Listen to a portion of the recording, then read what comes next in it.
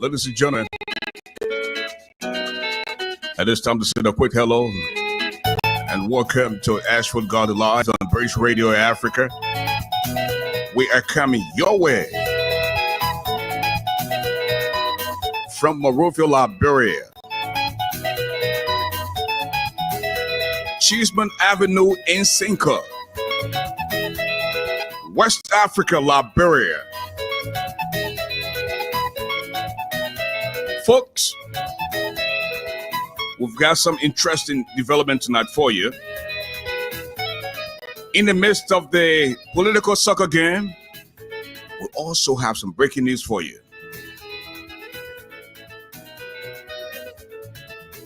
You might just want to tell friends, relatives, loved ones to log on to BRIDGERADIO Africa. In fact, share the video, invite a few friends. Don't be selfish now. Well, Abu Bebeto Fofana, Rose Sad, Helen Brown, Annie Boyle, Othello Gillespie, the Sonny Boyd McCarthy. How you all doing tonight? I want you to please share the video, invite a few friends so that we can together have a blast tonight. Grab something to drink. Get the popcorn rolling. Hey, we have a few of you on here tonight. If you just share the video, hey, you will triple the numbers, right?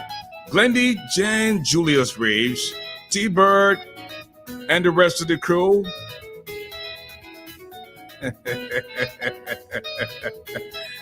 All right. Now, as always, folks, please allow me to borrow the wordings of the wise man. Tough times don't last. Tough people do. The height of a man is never known until he rises, because there's no second chance to make that first impression. Don't see okra and swallow bone, because you can't hide your nakedness from beef and bucket. When God bless you, as always, don't see that medicine. A bald-headed man does not walk on the moonlight, because the bald hair will show. Trust no shadow in the dark, because this is the world that we live in. Some people might appear to be your friends, but you just don't know what they have in mind for you. So you've got to be very careful as to the kind of folks you surround yourself with. And when people need stuff from you, they will call you. They know your telephone number. But when they hear something negative about you, they don't call you. They just run with the story. This is the kind of country we live in. We have got to be very careful. We need to desist.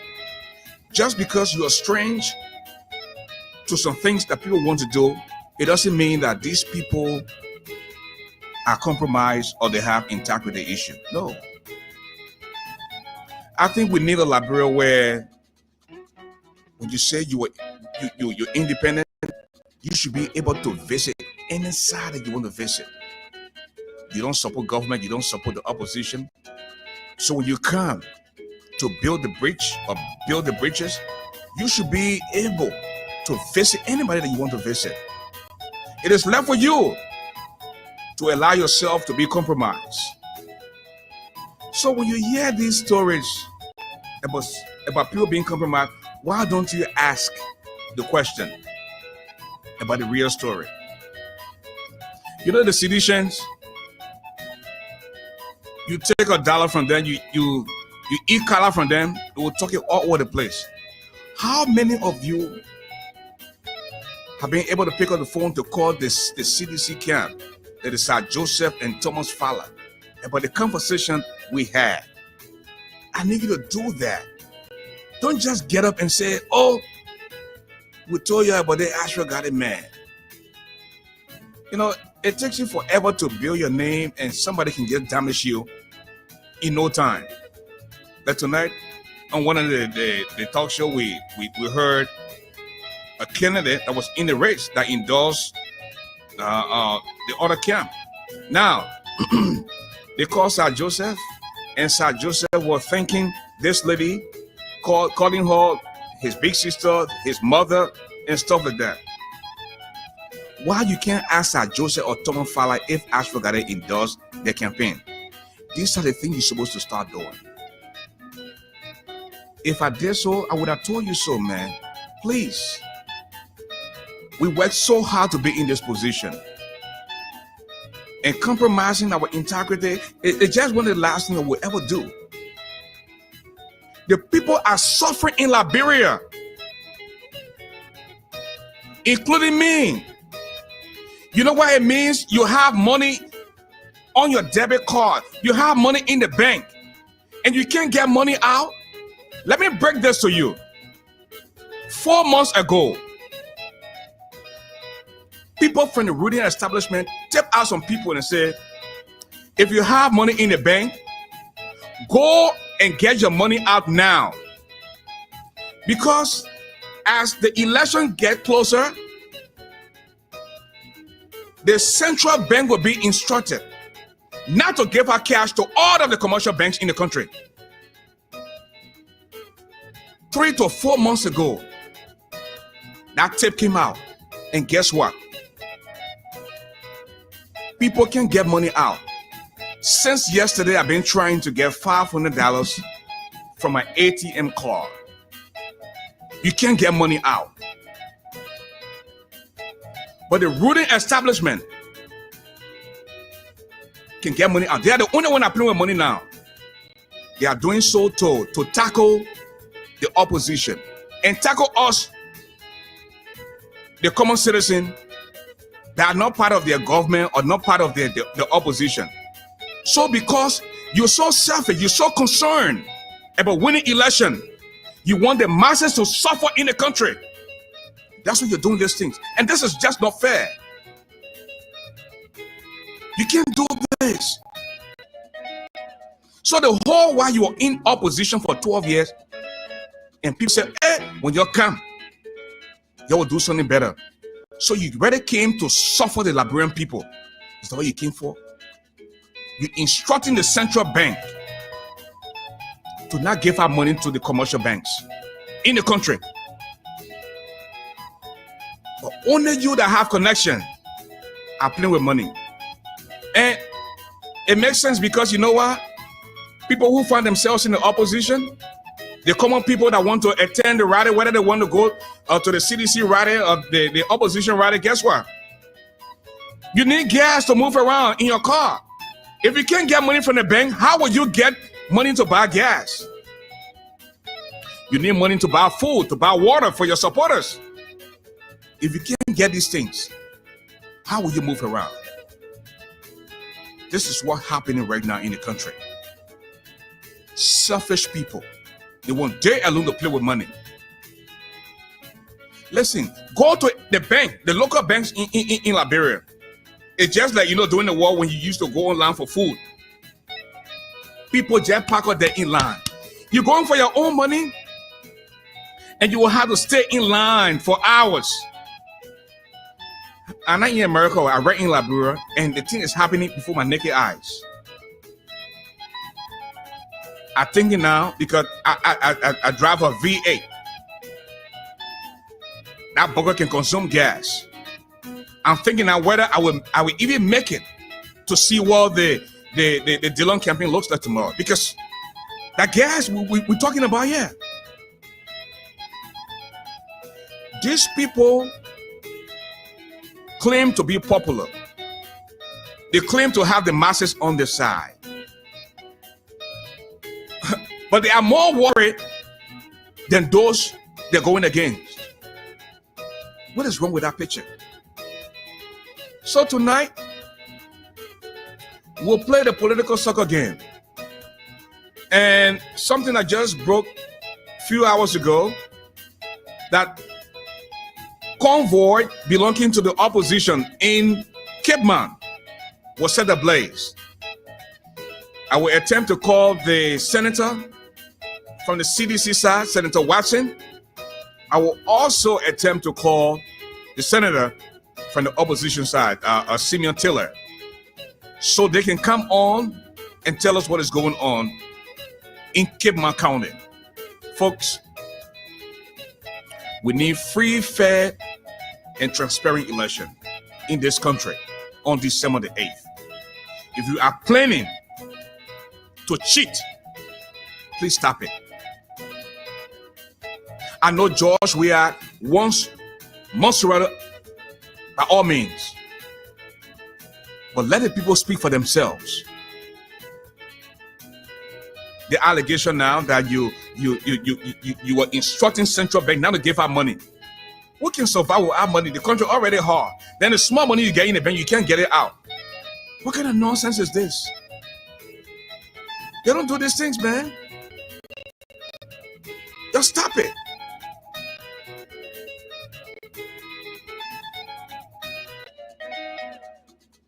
But say you improve. Call me or Jesus, I won't blow around your call. Nigga, wouldn't know zoom. Zoom what you mad double to Jira Wapo. Mojima Dre will cry Dweblo. I talk where you own yo. Mojima Dre. No care duo. The medicine of the microphone, the golden voice of Liberia, the broadcast commissioner, the brother who doesn't eat iron, but he's definitely stronger than the lion. ASHFORD the giant, that now you know me, GARLEY. Welcome.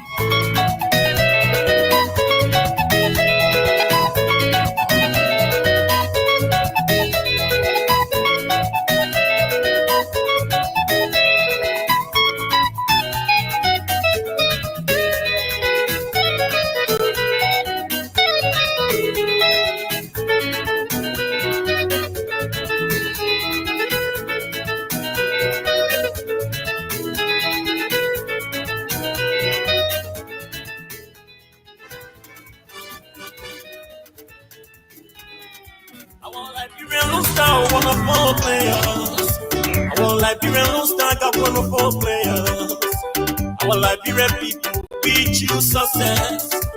Our Liberian people, we choose success.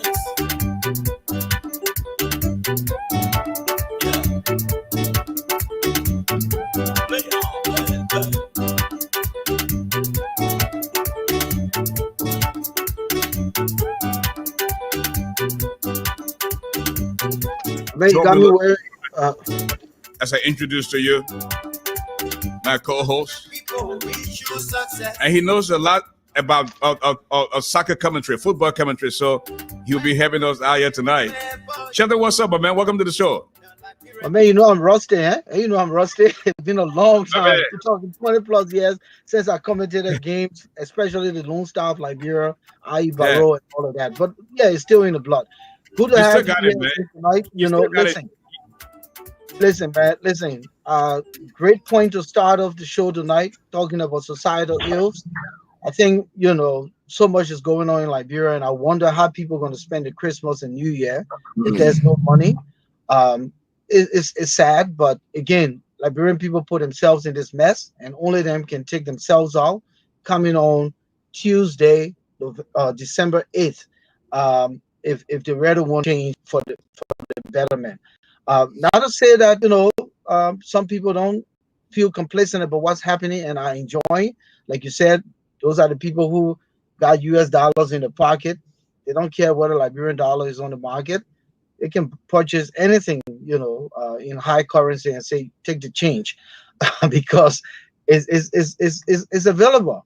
But unfortunately, this is not for the greater society. And I hope tonight the commentary and the analysis and stuff like that will come through, and the Liberian people will wake up in the next 2 to 3 days. And folks, if you just joining us, this is the pre-game show where we talk about what we are going to be expecting from the players. Tonight we have Liberia going against societal ills, and we have. And I can go through the lineup for you on both sides. Hold on, Shelton. Yeah. We have a lot of interesting players tonight on the field of play, representing the government, and of course representing the representing societal ills as well. So going through the lineup, like you said, I want you to do just that. And as you announce these players, you might just want to tell us why you think these players are so dangerous. Now, if the government does not do something, our country will not only go by 100 years, but will go by 300 to 400 years. So go ahead and tell us about the lineups. And I always like to begin with the strangers. Go ahead, And Shelton. that's what I was about to do. You didn't even have to tell me, because really, yeah, the strangers, societal ills. Societal ills got corruption in the goal. Damn, you can imagine that. Number two, playing the number two position is lies. Number three, witch hunt. Number four, COVID-19. COVID-19 is making the lineup tonight. And again, it's a new phenomenon in Liberia. Ashford, I heard that they're just putting it on people, whether you positive or negative, they put it on you. So that's number four in the lineup. Then number five is the 14 military hospital. Can you imagine that? I heard that's where they take people, right? Making the lineup tonight? Yeah, 14 military hospital making the lineup. That's where they take the people when they say the COVID-19. But I hear before they even come to see you, 2 or 3 days gone. No generator, no doctor, no nurses. And you just sitting down in the dark. So that's number five. Number six is false promises. And false promises at this time, this is the season for it. Political rhetorics will pay you schools, will pay your school fee, will buy you book, will do all these things for you. So false promises right now, this is the season. Number seven. Hold on. And false promises, it's one of the players that we have to be very careful of. And that's why I decided that, listen, I can't just go on this side and hear these people talk. We want to hear from the other side. So we went to the other side and we were attacked. But false promises, listen, other people can have message, but other people just come. They don't even campaign in the campaign style. They tell you, say, listen, how many people ain't go to school yet? Okay, we'll pay your school fee for a whole year. Don't even go to school. Don't even think about it. Just get your uniform and get your copybook. We'll pay your school fee for the whole year, but I want you to vote for me. That's the message they give out there. That sounds very false. Exactly. So you tell these people these things, and when I heard that, before he even said that is the TFA campaign, I was in the Garlandville area, and people got frustrated. They say the people will come to us and say they want us to vote for them. They want us to vote for them. They will do this and do that. We voted for them up to now. We haven't seen anything. This is the same kind of rhetoric they are going with now. They tell you, say, we'll do this for you. By the time you go and vote for them, listen, and when they said those things, the people were cheering for them. They were cheering for them. Oh, yeah, they're there. But on the other side, they're telling you, I don't have money to give. I will not lie to you. But we need to put system in place. On the Darius Dillon side, they're asking to put system in place. On the TFA side, they're telling you that we'll do this for you. And in the event when you vote for them, at the end of the day, if it doesn't happen, then you become hopeless. You become frustrated that the guys I talked to in Gardnersville. Go ahead, Shelton. So number six, false promises. Now we have number seven, shortage of Liberian dollars. Shortage of Liberian dollars is impeding progress, in the Liberian economy. You remember the other night you asked me about about people having walking ATM? Okay. It is alleged now that those who are part of the ruling establishment, they are the only one that have access to money, especially the $500 notes. The shortage of Liberian dollars is causing a complete chaos in the country. No money. And then how can you say that you're dropping the U.S. rate, but prices are still going up? That's a paradox. That's an economic paradox. But anyway, let's get back to number seven, shortage of Liberian dollars. And then number eight, we have trucking of voters. You want to comment on that? Trucking of voters. Listen, you live in Carisburg. You registered to vote in Carisburg. Why are you doing in Bombay County? Why are you doing in District 15 in Loken Town? So why are you also doing in Grand Bassa County? You truck people to vote for you simply because when you do that, you will rig the election. Well, listen, I was watching. I was watching on YouTube, not YouTube, or Facebook. One of our guys who lives there in the U.S. He's in Liberia for the holidays, and he said something about the TFA campaign. He said TFA went to Grand Bassa County to campaign, but the fun is, Why are you campaigning in Grand Bassa County when there's no voters for Montserrat County registered in Grand Bassa County? You should be focused on. So what is it? Is it the trucking of the people coming from that side to bring to Monrovia to vote? You on the grounds, I don't know, but that was what the guy said. It was so funny that he said T5 went to Grand Bassa County to canvass. And the thing here is, you'll be surprised. You're talking about T5. And on the other side, okay, Yomli Kanga from Grand Bassa County, her late husband, Adolph Lawrence. It is alleged now that when he campaigned for his wife, he had almost 10,000 people that went to Buchanan to register to vote for his wife. On the other hand, it is also alleged that she had 8,000 people that registered to go vote in District 15 in Lockington. But this time around, right? You can't have those people to come to Grand Bassa and to vote for you because they have already registered in District 15, in District 15. So some of these things will continue to catch up with these people. So the opposition playing game, the ruling establishment, they also playing game. These are the things they continue to do to our Liberian people. At the end of the day, Liberians are so gullible, they will continue to suffer because these politicians don't mean well for the country.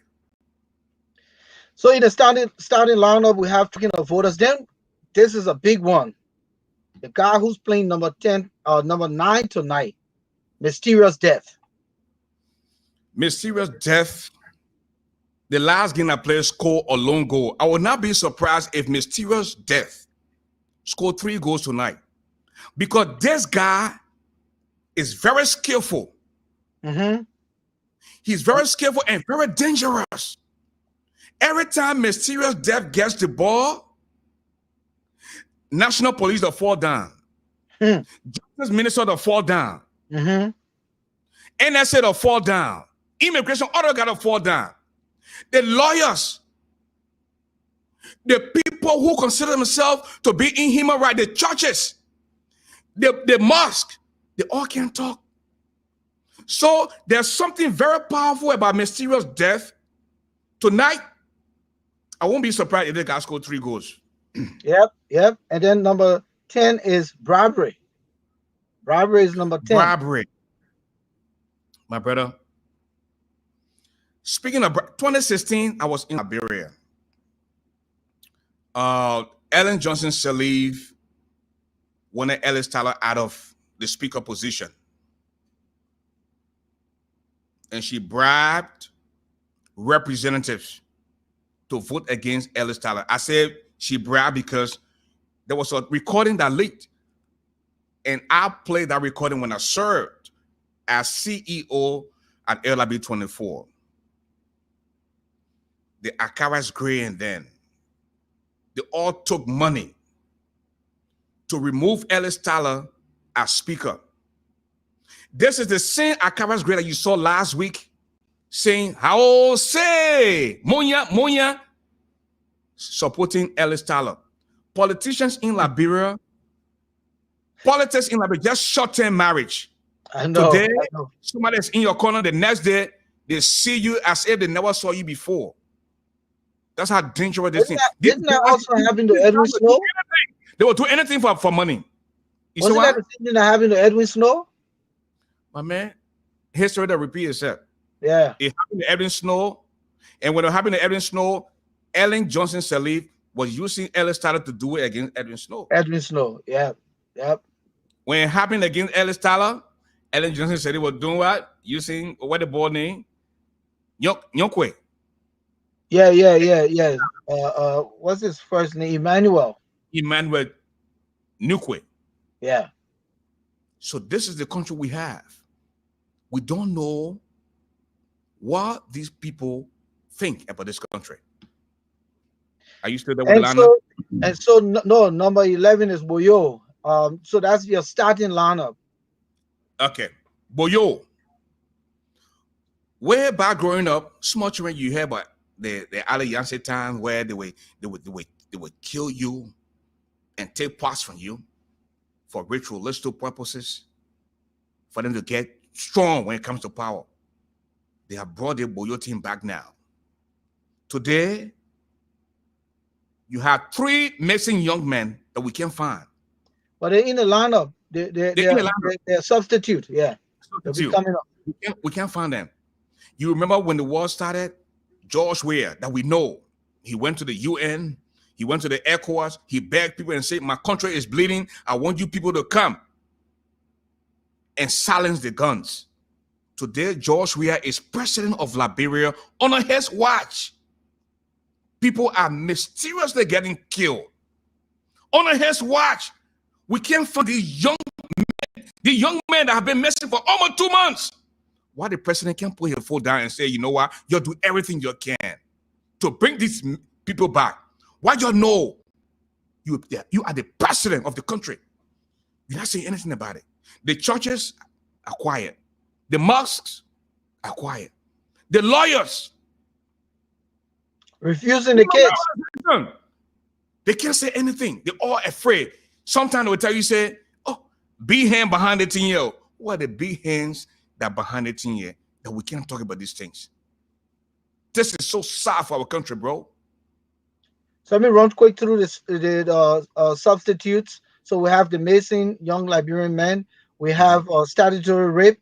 We have carbon monarchy, electoral fraud, hate and jealousy, envy, power theft, tax evasion, no parking space, and good fish and bad fish.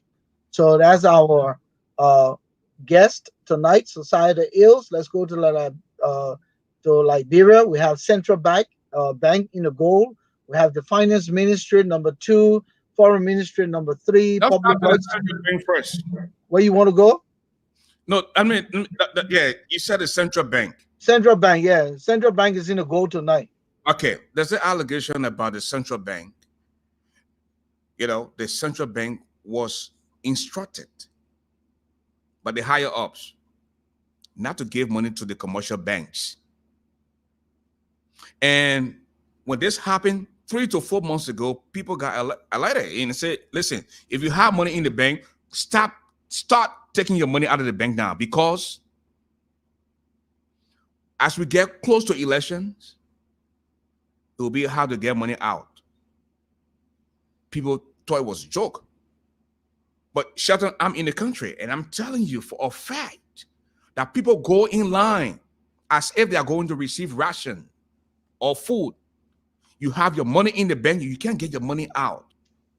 Relatives send money for you through whatever remittance company.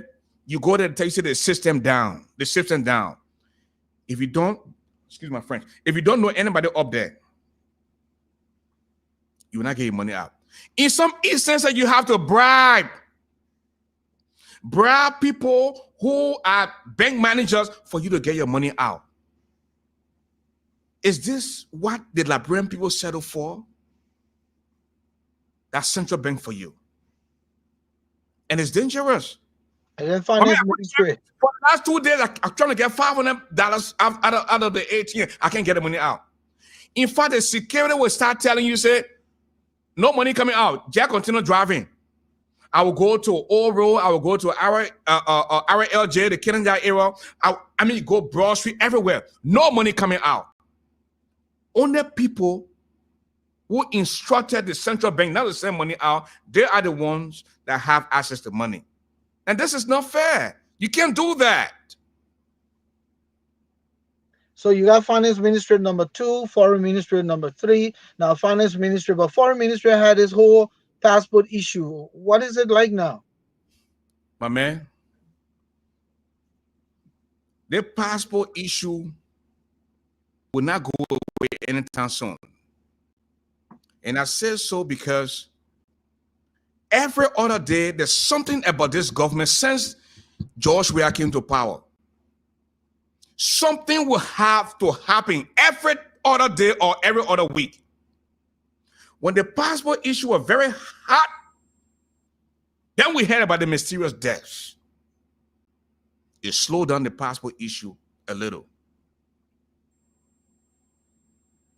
The allegation was you have government officials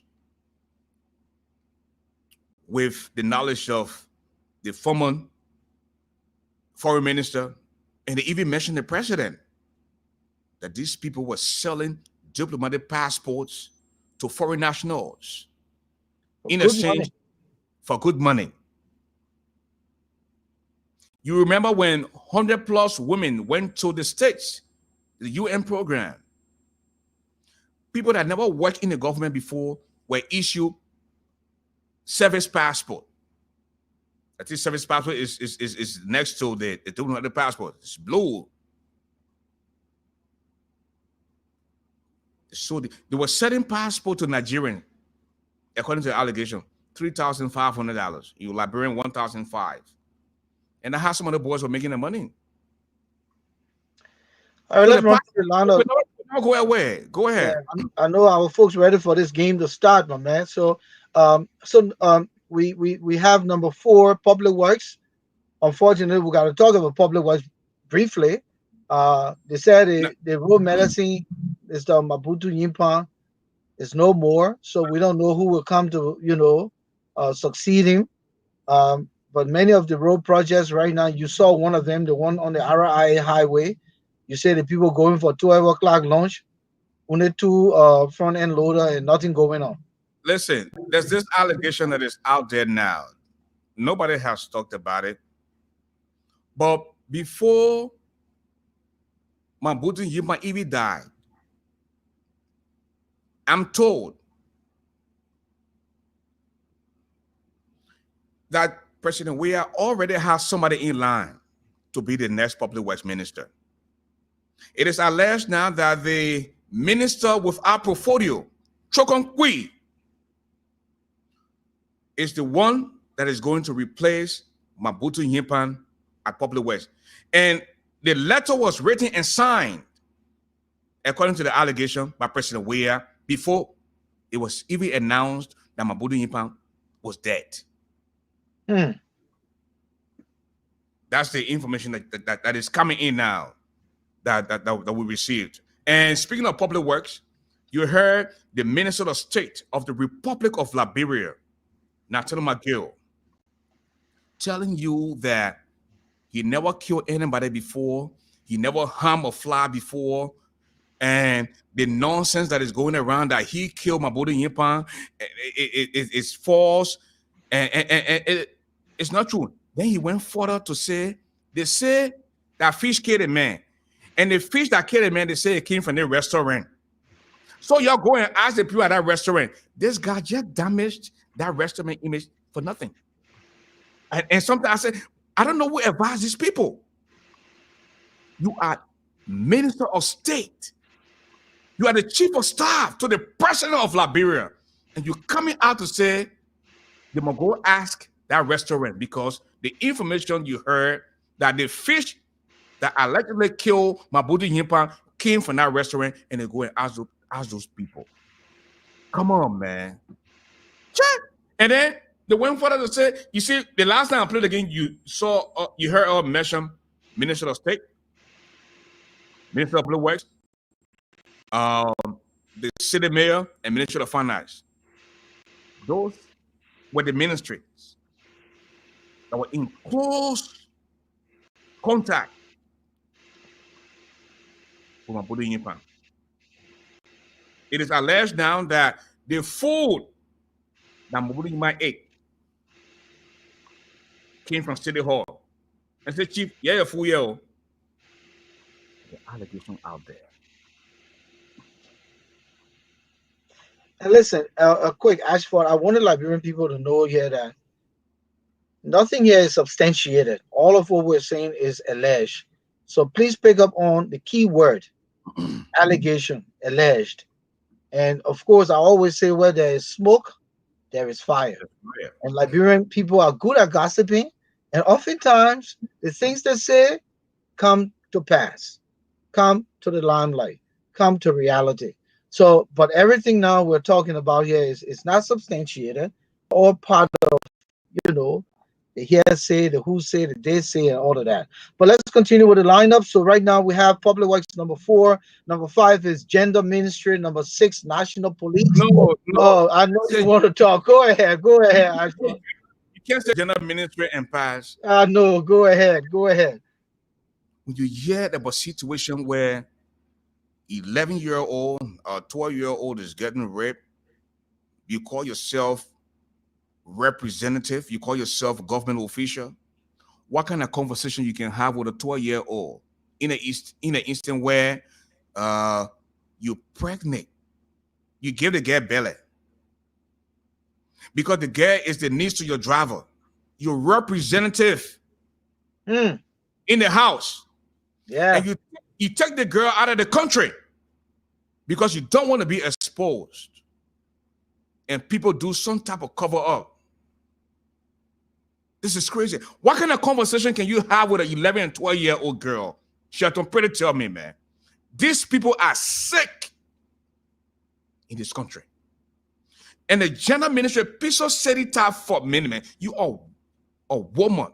You're a mother. The last time the president said, emergency for this agenda, they had a roadmap.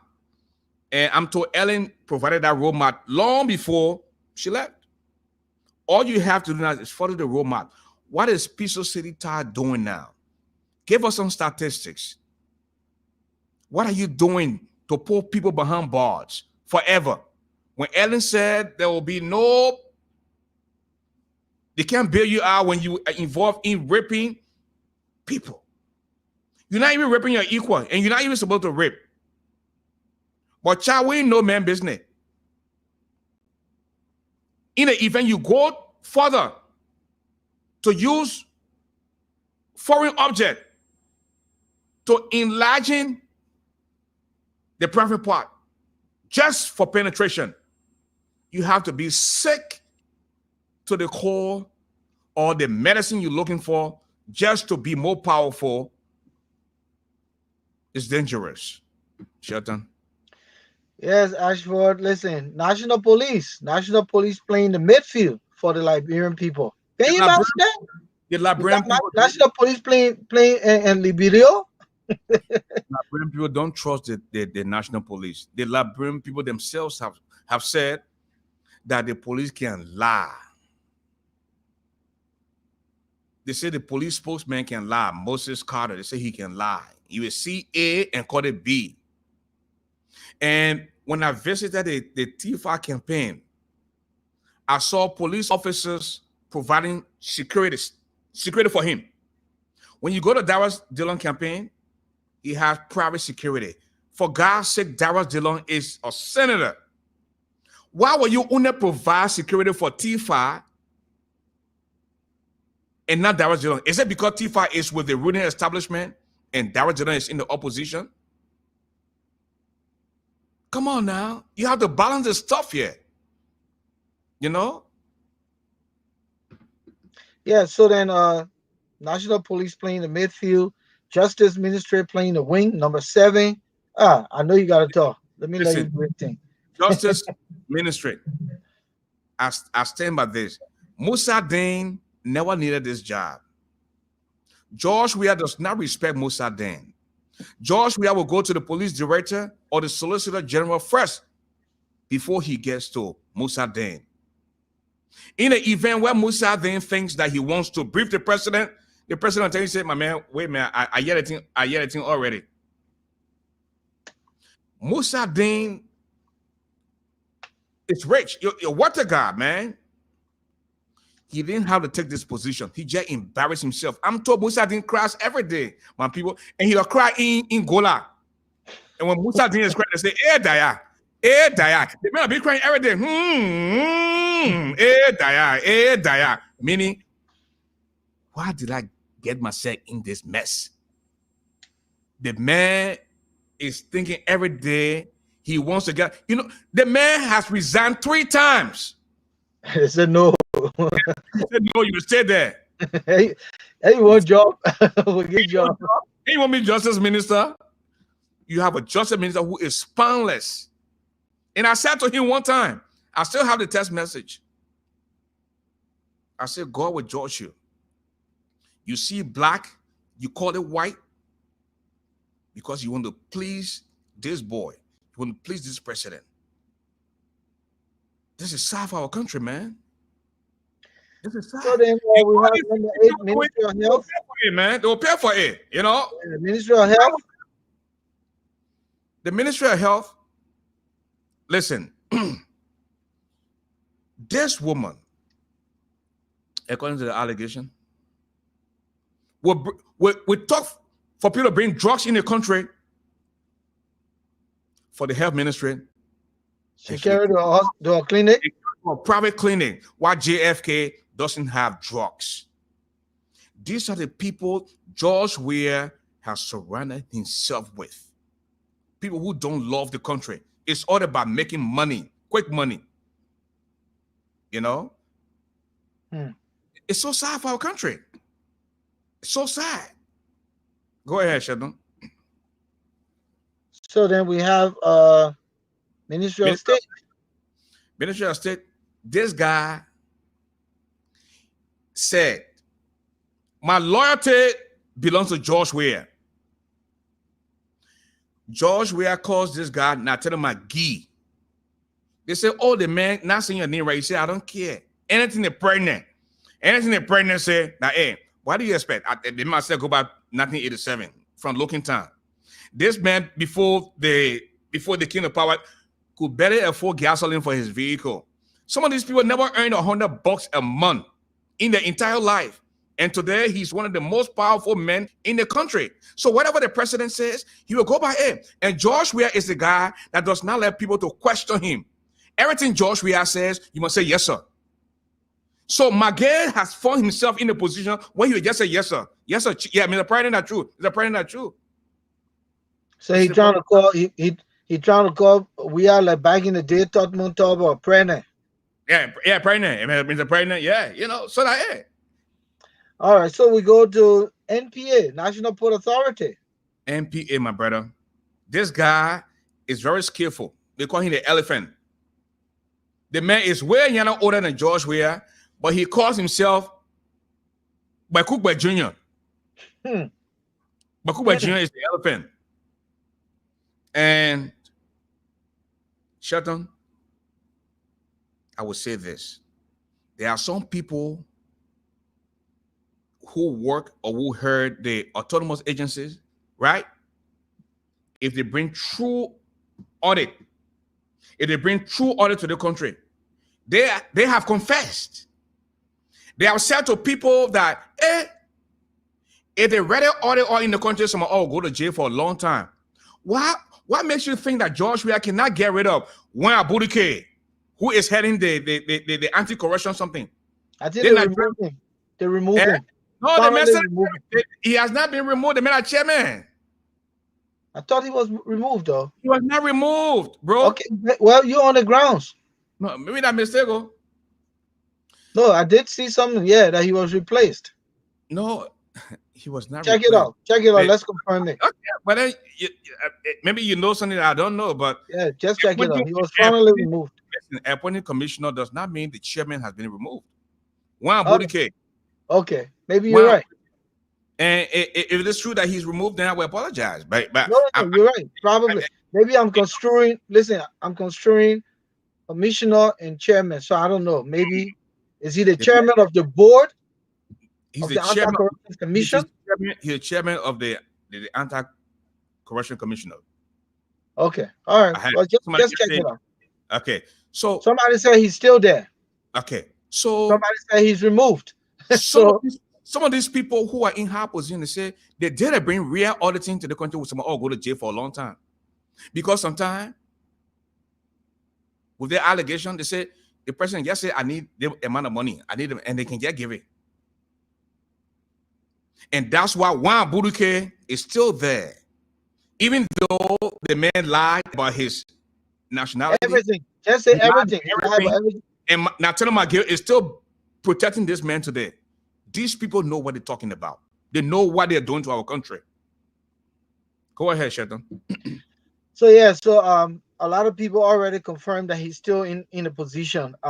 So maybe there was an appointment. That person has not been confirmed So he continues to hold. And it could be a detour too, you know, appoint somebody, make it the same as though, yeah, that person going to be confirmed. So right now we have the last on the in the lineup of Liberian people is the executive mansion. Executive I know you mansion want to is touch in it. fact, executive mansion is in fact the guy who scores all the goals. Where people are suffering, no electricity in the country, but you go and play free time ball, and people are cheering, say, "Oh, the man scored 4 goals." For I saw God's the sake, game. for God's sake, executive marshal Ben scoring goal when you're 11, 12 years old. ASHFORD, listen, That's why you dog. The man don't score goals. man, listen. I saw I that one part. I clap for the man. The man still got it, team, my man. The man fought work on that. The man fought work on the quota. Man, just imagine if it was captain. The man fought work, man. John Weir, that your era. You know how to play football. That your era. This 6 years that Liberian people gave you, get the people country back. Get the people country back. Leadership not for you. Honestly, you did your thing on the football field and you prove it on the quota today. I saw the video. I was impressed. Even with a But big gun, the man still got footwork. But listen, and you know why the president is going from county to county campaigning? This is the first time where he's going because election is around the corner. When he won the election, he never did a county tour. But this is the first time where he's going from county to county. You know why? The president is afraid that when you have more opposition senators in these elections, the president might be impeached because they will vote. Yeah, it's possible. But then again, you can't trust some of these senators because they're better driven. They will take small money instead of impeaching this guy. According to them, he's not doing well for the country. Then they will pass on that. This is the country we find ourselves in, Shelton. Well, listen, man. Everything we're saying here tonight is only for the benefit of the Liberian people. And the Liberian people does not, exclude me. It does not exclude the president himself, his his officials of government, the poor people who are suffering. Every one of us are feeling the pinch. So that's your lineup for the Liberian people. And in on the substitute, we have NIC, MOC, MOT, that's Ministry of Transport, Ministry of Commerce, BOI, the Bureau of Immigration. We have the DEA, Drug Enforcement Agency, and Monrovia City Hall. And City Hall scored in that game, that freedom ball game, right? I saw City Hall moving about. Oh, City Hall is skillful. I mean, he's young and he has a lot of talent as well. So he was able to score in that game. Okay, so we want to start the game now. And before we start the game, you go ahead and see if you can recognize a few folks who are watching. Well, someone by the name is telling me to stay in the U.S. One Victor Logan. I don't know what that means, but Liberia is my country, born, bred, reared, educated. So I will go home when the time comes. We also have Florence Kingsley, Isaac Mariam, Victor Logan, Philip Morris, Patrick Yoko, D. Dawkins Riches, my boy, Toka. We used to play soccer together. You know, I was a senior brother. The man is scared of my left foot, Ashford. Dead and left, dead and left. They know me. Deborah Gibson, Kolu Nile, Smith, Dawia, G. Gwen. Let me get our name back. G. Gwen Jones Smith. We also have Jephthah Yang Gatier, Massa Tyson, Mike Julius, Yakba Zupabi Hill. Oh, that's a long one. And Evan Gaylor. We have Victor Colley and Edwin Moba, Kusit Johnson, Nathan Bernard, T Bird, Habinka, Fraser, Serena, Samuel Sakama, and a lot of folks here watching the game tonight. And that again is Serena Teasley, Gipley, Chebo, Aloysius, Bian, Boa, Henrietta, Conan Morgan, Nathan Bernard, Humphrey Jabatet, Richard Goner, Nia Lee, Massa Tyson,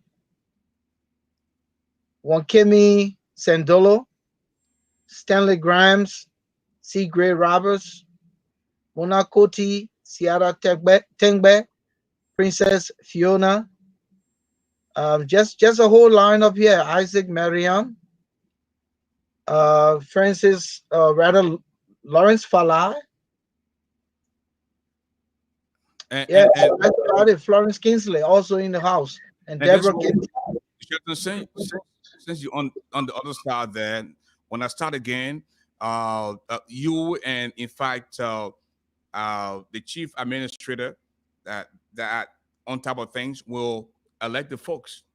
Okay, now Facebook has introduced something new. It's called Elect the Star. So we have over 500 people watching right now. If you just give us a star, and you can go there, just go to your account. Whether you want to give $50 just for the upkeep of the station, you can do that. Joseph Cheer, welcome. Not only that, we also have the Cash App on there, which is 302-494-3760, and we have the Zelle as well, 313-408-8396. Or you will be allowed to just elect a star or something. You can go there and just give anything what they can put a fire. So let us. Yeah, just before we start, my man Dawkins Richards, you know, man, when you set the defense wall, nobody won't stay on the wall. You remember that deadly left. Okay, continue, Ashford. But Dawkins Richards, I was going to call him because I was just on. Last year we were in Liberia. You know, we hang out in Liberia. I think 2018. He, the current deputy minister now for Operation Defense, Prince. We hang out in that same area around GSA Road. So that's my area. I'm a neighborhood. Yeah, I was driving there yesterday. And I said, "Dang, my man, Dawkins Richards, man, when are you coming?" Listen, I'm an icon on GSA Road, and Dawkins know it. He know.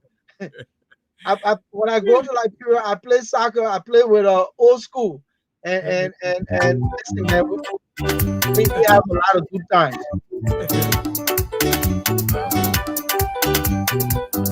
Ball is now in the middle of the field, folks. This is Victor Logan, this government for all of us. All of us. We're all a part of the Liberian government. As citizens, we put the government in power. Both teams are warming up. I'm telling you, folks. Very interesting political soccer game this afternoon at the Samuel Kayando Sports Complex with the Liberia national team, the Lone Star, goes against Societal Ills. Oh, man. Who becomes the winner? Big question. Let's find out. Landsman number 1 is the Senate. Landsman number 2, House of Representatives. The Chief Referee is the Supreme Court of Liberia. The Mouse Commissioner, the U.S. Embassy. Are you ready? Oh, man.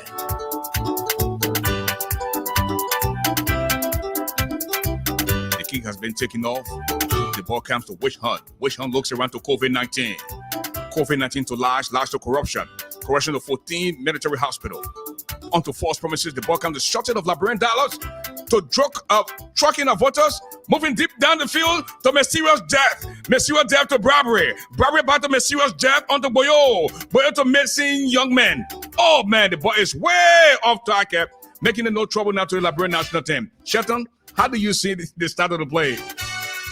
Well, I can tell you, man, societal is a threat because everything right now is in a favor. As you can see, I mean, you're talking just about the officiating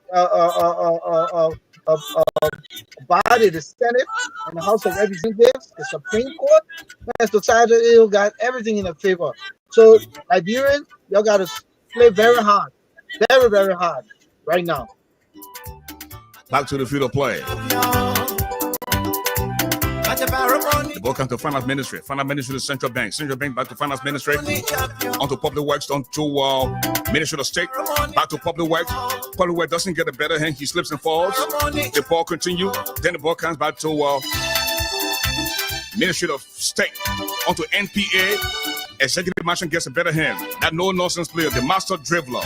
He beats Swoman, beats the second. He's moving deep in the heart of the field. Oh, man. Executive Mansion has been brought down by Witch Hunt. What is Witch Hunt doing attacking Executive Mansion, Shelton? And listen, you know Executive Mansion is a threat. Even though Executive Mansion is one of the money machinery right now, since the renovation of the mansion, it has cost more money to renovate the mansion rather than the money used to build it. So it is a threat, and that's why Witch Hunt is going after the mansion. It's a money making machine right now. Wow. Goal kick awarded now to the LIBERIA. False Promise is playing for societal ills. Somebody is asking which side False Promise is playing for. Societal ills. Societal ills, of course. It's the opposition in this game. It has been taken away now by DEA to City Hall to Ministry of State, back to City Hall. Substitution is in the making, Shelton. Yeah, I can see it's in the making. I think that public was coming out. Lies. Oh, they're bringing lies out? Okay, yeah. Lies is coming out, and roasted fish is coming in. Yeah. You mean good fish, bad fish? Good fish, bad fish, aka roasted fish. Yeah. So good fish, bad fish, aka roasted fish, is coming in to replace lies. Now, tell us about the potential about roasted fish or good fish, bad fish. What do you think this guy gonna do tonight? Well, this guy is taking people out secretly. You know, if you heard it, the hullabaloo around the death of the guy who occupied Public Works. And that's why Public Works tonight is not playing very well, because the key person. So they substituted someone to play in Public Works, place. And accordingly, roasted fish is the reason why original Public Works is not playing tonight. So roasted fish is a serious threat in this game. Wow. Back to the field of play. Well, somebody's asking for the referee. The chief referee is the Supreme Court of Liberia. Can you imagine that? Last man number 1 is the Senate. Last man number 2 is the House. Can we trust these people who are officiating the game, Shelton? Can we trust them? I mean, but you know something, Ashford, I'm concerned why the U.S. embassy is still quiet. You understand what I'm saying? And they're supposed to be the officiating commissioner. They're controlling the referees and the linesmen, but they're themselves quiet with everything. People have petition, and we're not hearing anything. What's going on? They talking about it too? Back to the field of play. The ball comes to corruption. Corruption beats one, puts it over the team. The ball comes back to Witch Hunt. Witch Hunt looks around to COVID-19. COVID-19 is moving deep in the heart of the field. The ball comes to false promises. False promises to shorten of Liberian dialogue. Then the ball comes to roasted fish, aka good fish and bad fish. Roasted fish is moving deep in the heart of the field. Roasted fish have been attacked. But being attacked there by City Mayor. City Hall. City Hall attack roasted fish. City Hall sends the ball back to Ministry of State onto Finance Ministry. Finance Ministry back to City Hall. City Hall to Finance onto Ministry of State. Ministry of State have been attacked there by roasted fish. Roasted fish is moving deep in the heart of the field. He beats for man, puts it over the team, man. Will he make it? No, he doesn't. Roasted fish have been brought down. Roasted fish have been brought down in the 18-yard box by City Hall. Shelton, roasted fish was just brought down by City Hall in the 18-yard box, making it a penalty now to societal ill. What do you make of that, brother? Listen, man, I don't even know what City Hall was doing, man. The thing was just to play the ball. Instead, he went and played, the man. And now, this is scary. Central Bank got to do something. Central Bank is manning the post. It's my hope that Central Bank can save this penalty. If Central Bank does it, then when people are going to be down by 1, and they're already down by many things. And needless to say, if Central Bank does not step up and save this penalty, and I don't know who's taking the penalty. Wherever you play, so tell me who you see is it COVID-19? No, the coach for societal ills is rhetoric. The Liberian will say rhetorics. So rhetorics gonna tell us in a little bit who's gonna take the penalty kick. Yeah, Yeah, go ahead. yeah, but listen, man.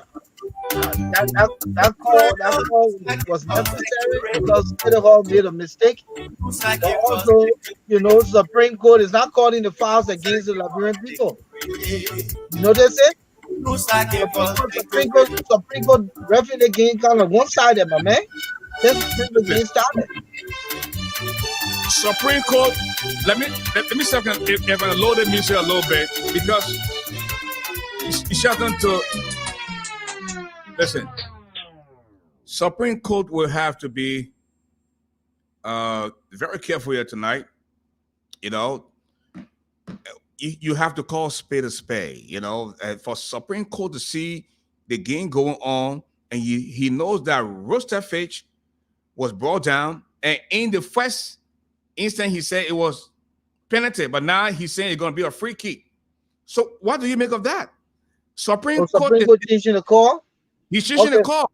And the Senate and House of Representatives, they're also agreeing with the Supreme Court that, listen, they don't think it was a penalty when it was clearly brought down in the 18-yard box. No, maybe because you're not at a vantage point. So let's give Supreme Court the benefit of the doubt. Maybe he was played outside of the box, but he fell in the box. So he could have been clipped from right outside of the 18, but he fell in the 18. And so maybe that's why they reversed the call to be a direct free kick. So let's give Supreme Court the benefit of the doubt. But why the good-faced bad-faced, aka Roosterfish, is pointing at the Ministry of State? I see the Roosterfish keep pointing at the Ministry of State, and the Minister of State is also saying that, listen, I can't do harm to anybody. I can't harm a fly. Why are you people pointing at me? If anything, I also heard that the Roosterfish you're talking about came from this restaurant. Why you can't go ask the people at the restaurant? This is why the Ministry of State of the Republic of Liberia is saying now that he should not be held responsible for Roosterfish to come and tackle public works, and today public works is no more. Now we're hearing it is alleged now that before public work even died, they had replacement for him. How true is the information now? We got to still find out.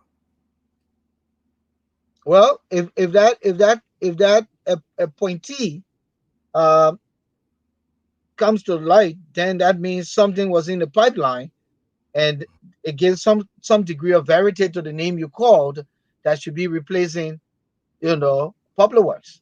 Yeah, and the allegation goes that he's the guy called Ochukonkwi. Okay, he's the I know the guy who is state with our portfolio. Yeah, minister to our portfolio. He's the guy that the one to take up the position at the Ministry of Public Works, because listen, the guy's very close. I heard that the president is trying to build a multi-complex athletic complex around the Barclay Training Center, and I saw this guy making presentation, and he should be the chairperson on this project. Now, I don't know if he has an engineering background. I have no clue. But yeah, he was the one that was placed in a position to head that project. It's all on it's a whole athletic complex to have volleyball, beach volleyball, table tennis, all kinds of stuff. And they had the virtual, video to show this state-of-the-art facility that the president is intending to build. And it's also going to be a memorial in some cases. I think if I recalled, there were 4 segments they looked at in the transition of our being as a country. The settlers, the native people, the so-called Congo American people. I think they had it in that segment. So that's the guy who's heading that project. But again, I don't know his credential. I know he was here in Philadelphia area.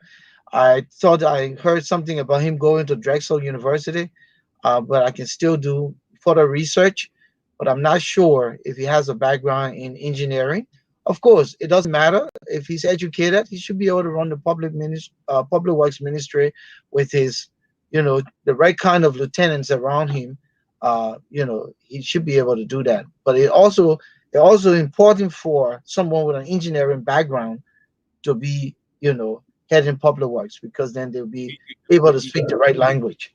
you already know that this person does not look for experience or qualification.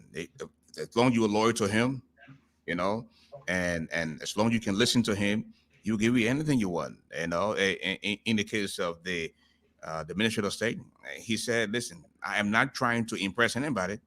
Anything everything the president tells me that what I will do, and it is working out for him. Even if the president, you know how pissed off I get when people mispronounce my name, or and say call me Ashley, when I'm Ashford, but this guy doesn't care, you call him McGee, you will answer. You say, yeah, man, brother. You say anything, Brandon, come out, go in. By the end of the day, listen, this man given this position.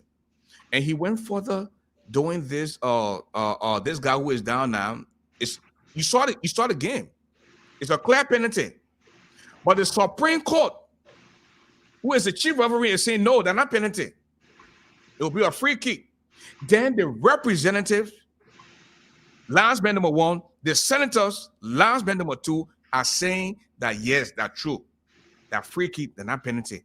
What is going on? For small money business, we can put the country under the bus, that we don't care about the people that we claim to represent. What does that say, Shelton? But actually, one of the things I always say is that there are just certain ministries or certain government positions that you must be trained, have a degree in to function well. Take, for instance, Ministry of Health. I have a background in administration. I have a background in leadership. But do I have any background and knowledge in health? No. If it would be a disservice to the people of Liberia if I were appointed to be health minister and have no background in health.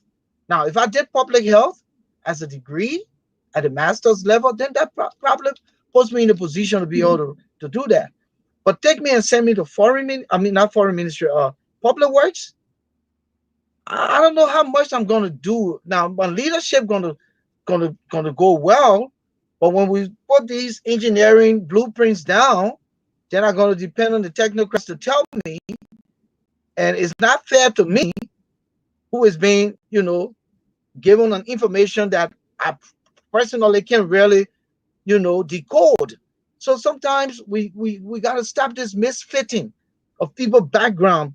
Place a man to where he went to school and is comfortable and has experience so that he does well, rather than just throw people all over the place.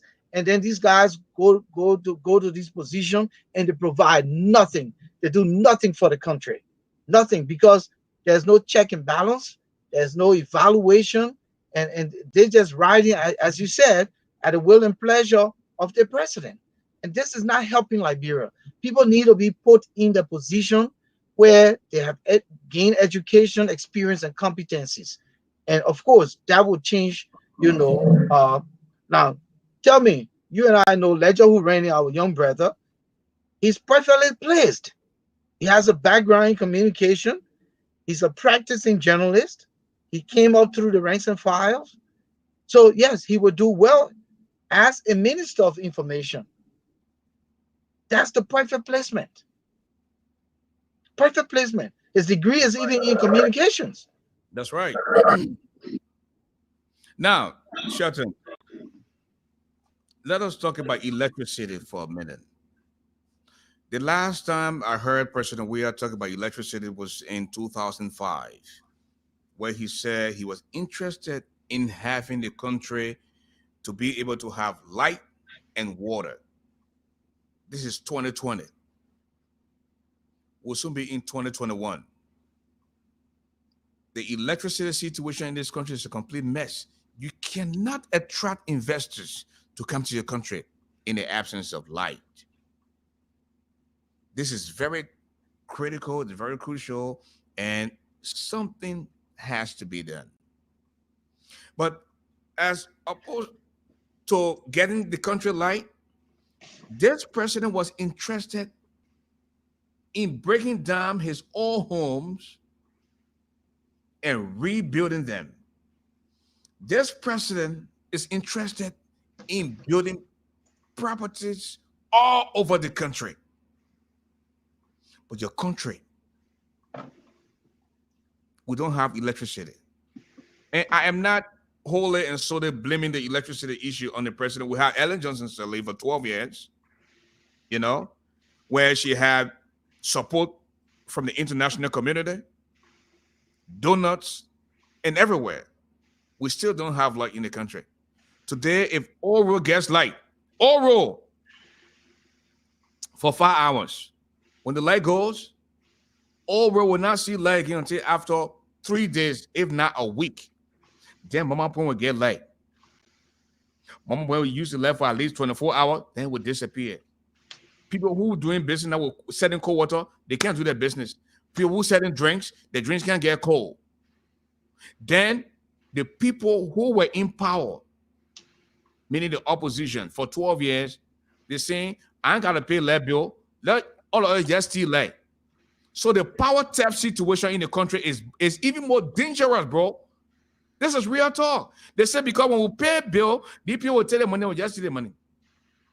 They don't want to pay light bill. That's why every now and then you see transformer blowing up because you got too many people on one line. The next thing, they transform. And when the transformer blow up, my brother, that 3 weeks know. Businesses shutting down. People are getting into other type of businesses now because if you're doing business and you're depending on LEC, you're not getting, and you can't really afford fee off for the generator. Then we're hearing now that the president is bringing in transformers on government money. And guess what? He's putting his picture on the transformer. The boy is so full of himself. You bring a transformer in the country to get the people there, then you put your picture there. We already know you, George Weah. You the legend. You the man. You the president of the country. You don't need no more publicity. Exactly. But listen. Let's come back to the electricity issue. The interim government came to power in 1990, right? At 91, 92, electricity was still in Monrovia. Mr. Taylor came with the Operation Octopus and messed up the whole power plant. The very Mr. Taylor overwhelmingly won 75% of the votes in Liberia. He became president. He stayed in power for 5 years, almost 6 years, right? Before he was ousted, ran into exile. Right. But what did he do to begin what he destroyed? Knowing that the Liberian people could not survive, the government, the country, the economy could only improve based on electricity. He didn't do anything about it. So let's start with him. Taylor messed the country up. He messed the power plant up. He destroyed it, and he had a peaceful election where it was overwhelming. He came to power and he did nothing, but just ran around the place talking all kinds of crap. And it begins with him. It begins with him. Let's be frank here. Now, fast forward. Ellen Johnson comes to power. 12 years. They started the process. Accordingly, the Norwegian government, I believe, helped to foot the cost between Norway and Denmark, one of those two governments. And apparently, they underestimated the consumption or the consuming public. And they decided to turn this massive structure on.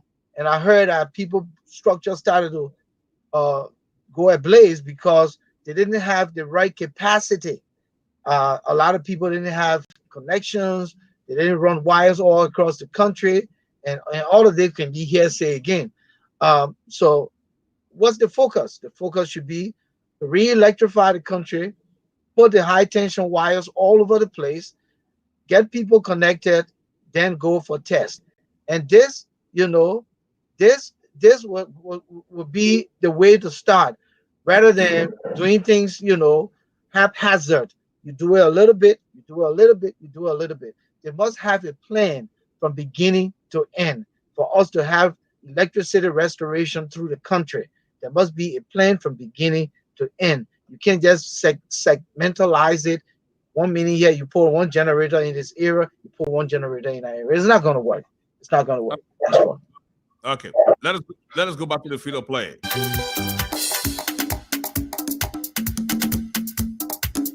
Kaya pepe, kaya pepe, kaya pepe, kaya pepe, kaya pepe, kaya pepe, kaya pepe. And Shelton, you remember when the issue of 25 million US dollar came into play, where the finance minister said he was going to go from neighborhood to neighborhood to ask the people themselves to do the distribution of the money, to get to do the mop-up exercise. We heard about 25 million. Then they said they used 17 million. But listen to some of the names that Samuel Toy and Nathaniel Petrie at the time. Listen to some of the business or the foreign exchange bureaus that they called just to blindfold the Liberian people. Listen to this, Shelton. God.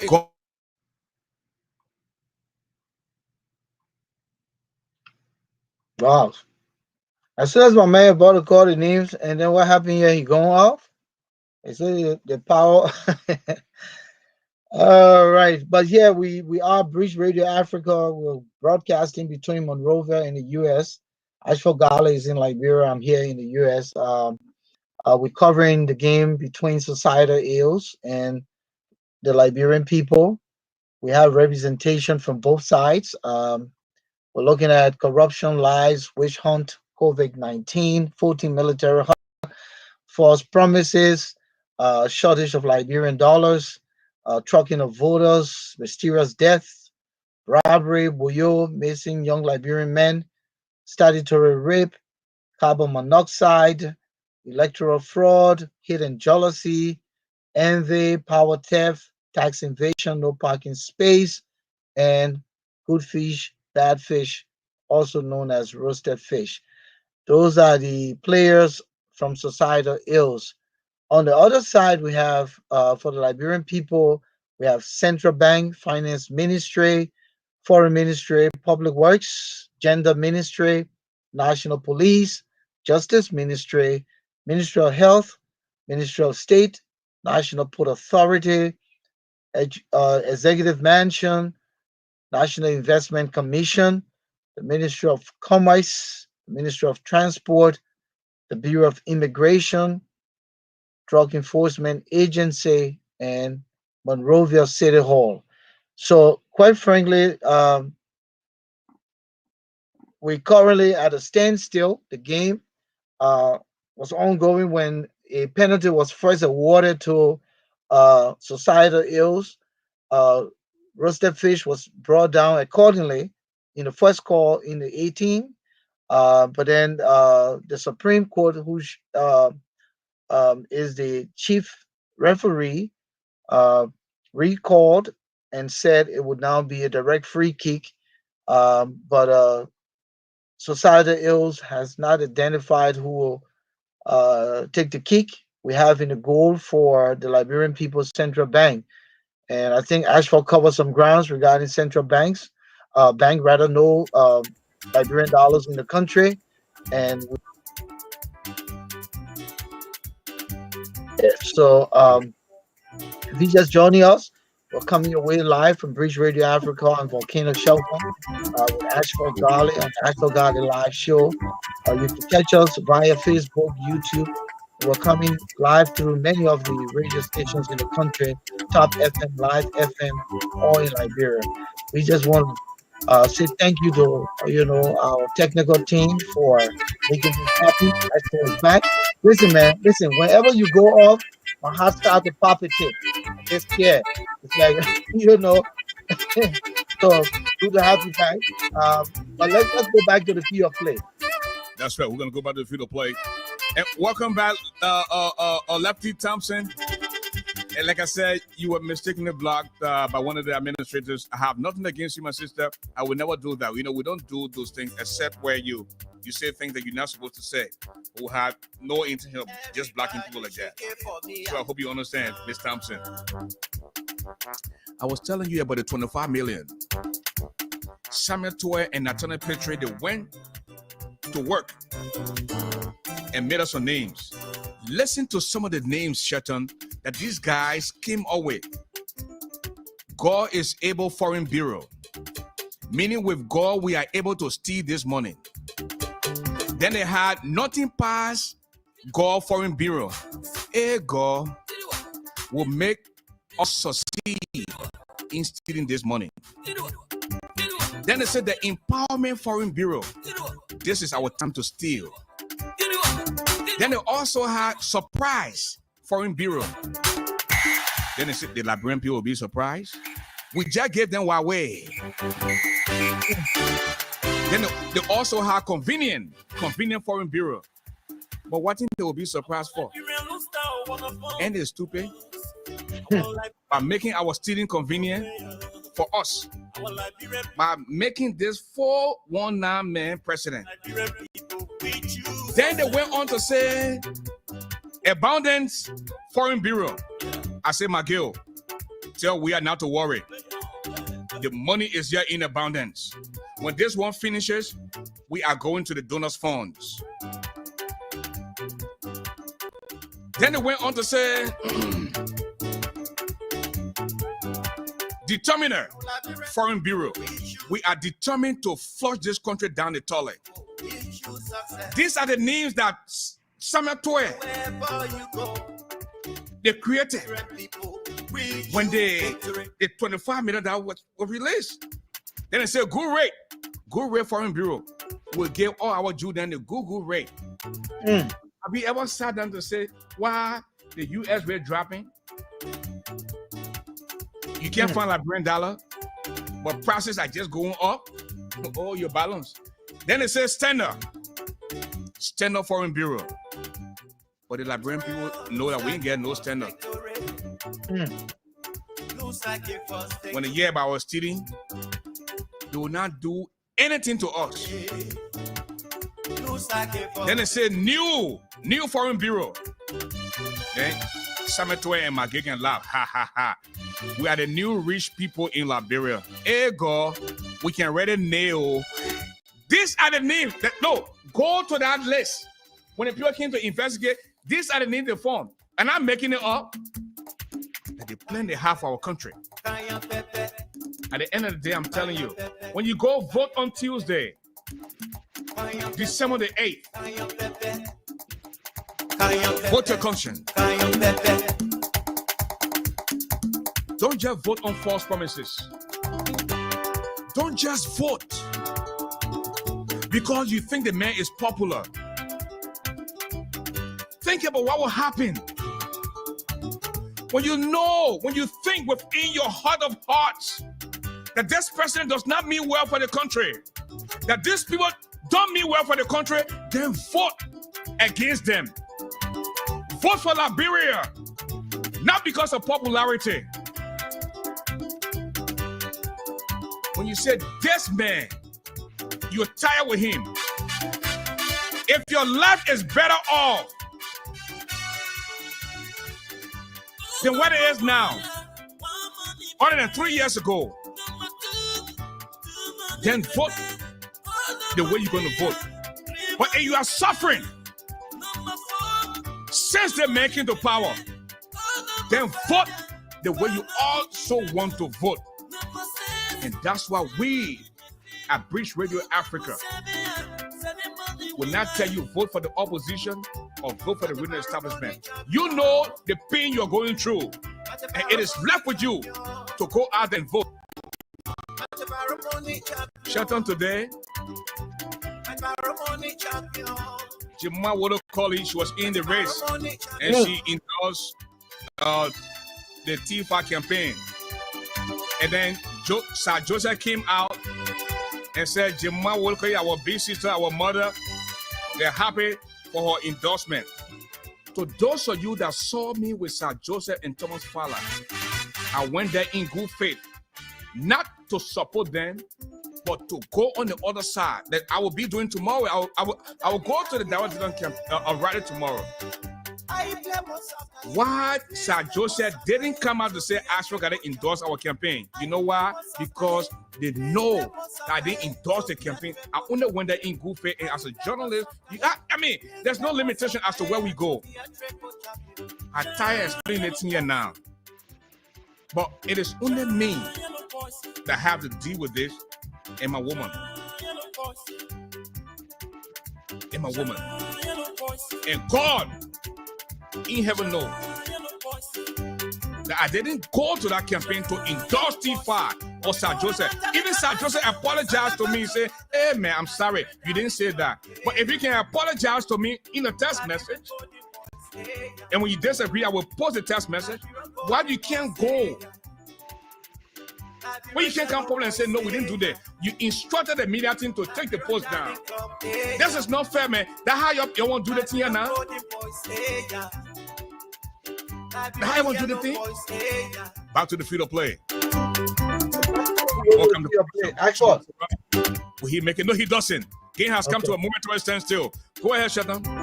Oh, no, we'll come back to it when we go to halftime. I want to talk about the Ellen Johnson tweet.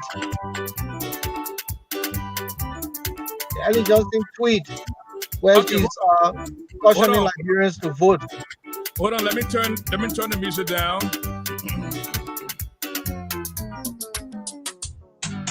That woman got dead away, you know. That woman got serious dead away. Okay. Let us talk about a tweet. You read a tweet from Ellen Johnson. No, I want to read a tweet. I want to read a tweet right now so our viewers and listeners can first grab a concept of the tweet. Then we can go to it. So she tweets, as Liberians vote in the by-elections on Tuesday, they must be mindful that their vote is their future. Their previous vote has them where they are. Their future vote for who they trust will take them where they want to be. Ellen Johnson. Dead away? You see what Liberian called dead away? But in that instance, Ellen Johnson Sirleaf that said Liberia was going to go through generational change.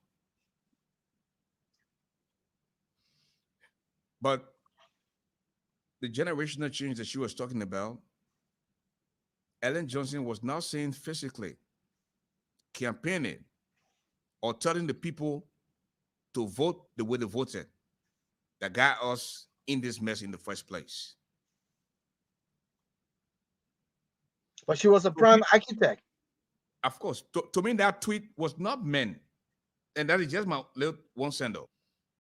That tweet was not meant for the Liberian people. That tweet was meant for her international connection to tell the people that, listen, this is why I'm thinking about my country. But in reality, she doesn't give a damn about Liberia. Because had she been concerned about Liberia, we wouldn't be in the mess in the first place. She said Liberians are not worth dying for. Aha. I continue to say that. But yeah, so your vote brought you to where you are. So she's acknowledging that within 3 years, the generational change she wanted, right? Let's give this thing to the young people. She's now acknowledging that the generational change she wanted and the votes of the Liberian people to bring a generational change is what, are the votes that have them where they are today. And she's also consciously saying that if you go on Tuesday to vote, you need to vote your conscience and trust who will take you out of this abyss, this mess, this crap. Because if it were not a crap, if the people were not suffering, then the tune of this tweet would have been different. So she's acknowledging the condition in the country. But I would have loved for Ellen Johnson Sirleaf to have said, I contributed to the crap that you are suffering from today, to the things that you're going through. That would be honest. And sometimes Liberian people like honesty because we forgive those who hurt us. Hmm. You know. But listen, man, let's go back to the game. I No, just thought to throw this in here because, quite frankly, we it are was at very necessary so our listeners can hear. we are at halftime now, Chetan, Yeah. and But no, so what happened here? The direct free kick was never taken though. the key was taken. I mean, the ball went way off the crossbar. But Okay, I didn't see that. what we're gonna do now is to open up the telephone lines, right? Yep, let's do that. Let's give Uh, some since, of our since we just listeners the opportunity to weigh in on the game. since we just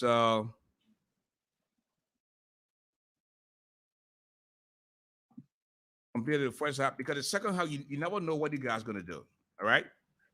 You sure? So Right now it's 0-0. So for anyone who's just joining us, the game is 0-0. right, 0-0. No score to either side. No score to Liberia, and no score to Societal Ills. But if you have players like Mysterious Death, And COVID-19, my man, COVID-19, I mean, it's a threat. Roasted fish, roaster fish. those are threats, my man. Liberian dollar shortage, that threat. I'm telling you, where we can yet make a decision and say, you know what, central bank, do not give our money to the commercial bank because we don't want the people in opposition to get any money. Anybody in opposition, but the ordinary people like us who are used to spending money. But listen to this, Ashford. I think Society has a crack side. They have a very strong team. Okay. Liberian people play against all odds. You got Supreme Court on, reffing, House of Representative and Senate. Come on, man. Liberian people got so much uphill to climb in this game. And they did well to draw the first half. So let's see what the second half will be. Seriously. Okay. Before we go to the second half, the telephone number to call if you were in Europe, America, and other parts of the world, use the WhatsApp. It's +231 888 238525. If you are in Liberia, 0888 238525. Those are the numbers to call. Call in and tell us what you think about this game. Who do you think gonna win at the end of the night tonight between Liberia and Societal Ills? 231 888 238525. 0888 238525. Those are the numbers to call. And Somebody asking for Mark Jabate. They say if he's not eating roasted fish, is he eating roasted meat? But you are with Mark Jabate, my man. I saw you. Oh yeah. I was with him and he showed me the pickup that the government the ruling part. No, he told me, he said, Big Brother Ashford, this is the pickup that the government gave me. A blue little pickup truck, used pickup truck, but it's in a good shape. You see, the government gave him the pickup, and not the CDC gave him the pickup. So he has a pickup now, and he's okay. But it's been almost 2 weeks now. I haven't spoken to my Jabata. He will answer my phone all the time, but now that I called him and he gave me an answer. And I don't want to go that route because the thing my Jabata did to me, if I talk about it right now, your feedback. So Just leave that one. That behind closed door. We have Dualu on the line from the United States of America, Boston, Massachusetts, to be precise. Dualu, how you doing? Welcome to the show. How you doing, man? Ashford, how you doing? Hopefully you're faring quite well back home. God is good, brother. God is good. Too blessed. Yeah, God is good. Stressed. I mean, you guys touched on a bunch of things tonight. I just want to point out three things. The first thing on the issue of Ellie. I believe this woman is brilliantly wicked. This woman squandered the greatest opportunity Liberia had to transform. I hate to say this, but Ellie should keep quiet. because she literally did not do her job. Now, and you spoke to the issue of President Weah. You know, I used to get mad sometimes at President Weah when he's governing the country. And then over the past few months, I realized every position requires a minimal level of preparedness. And President Weah does not have any one of those preparedness to govern the country. He may want to do something for Liberia, but he doesn't know how. And he's too big for himself to reach out for help.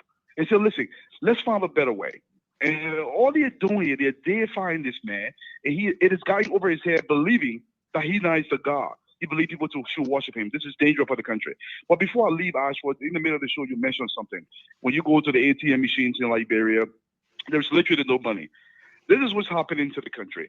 I have a few friends, even myself here, I have a massive construction in the country going on right now. We all have to put a halt to it because you cannot get your money when you send it to Liberia. That is stacking the entire economy of Liberia. It's hurting a lot of people.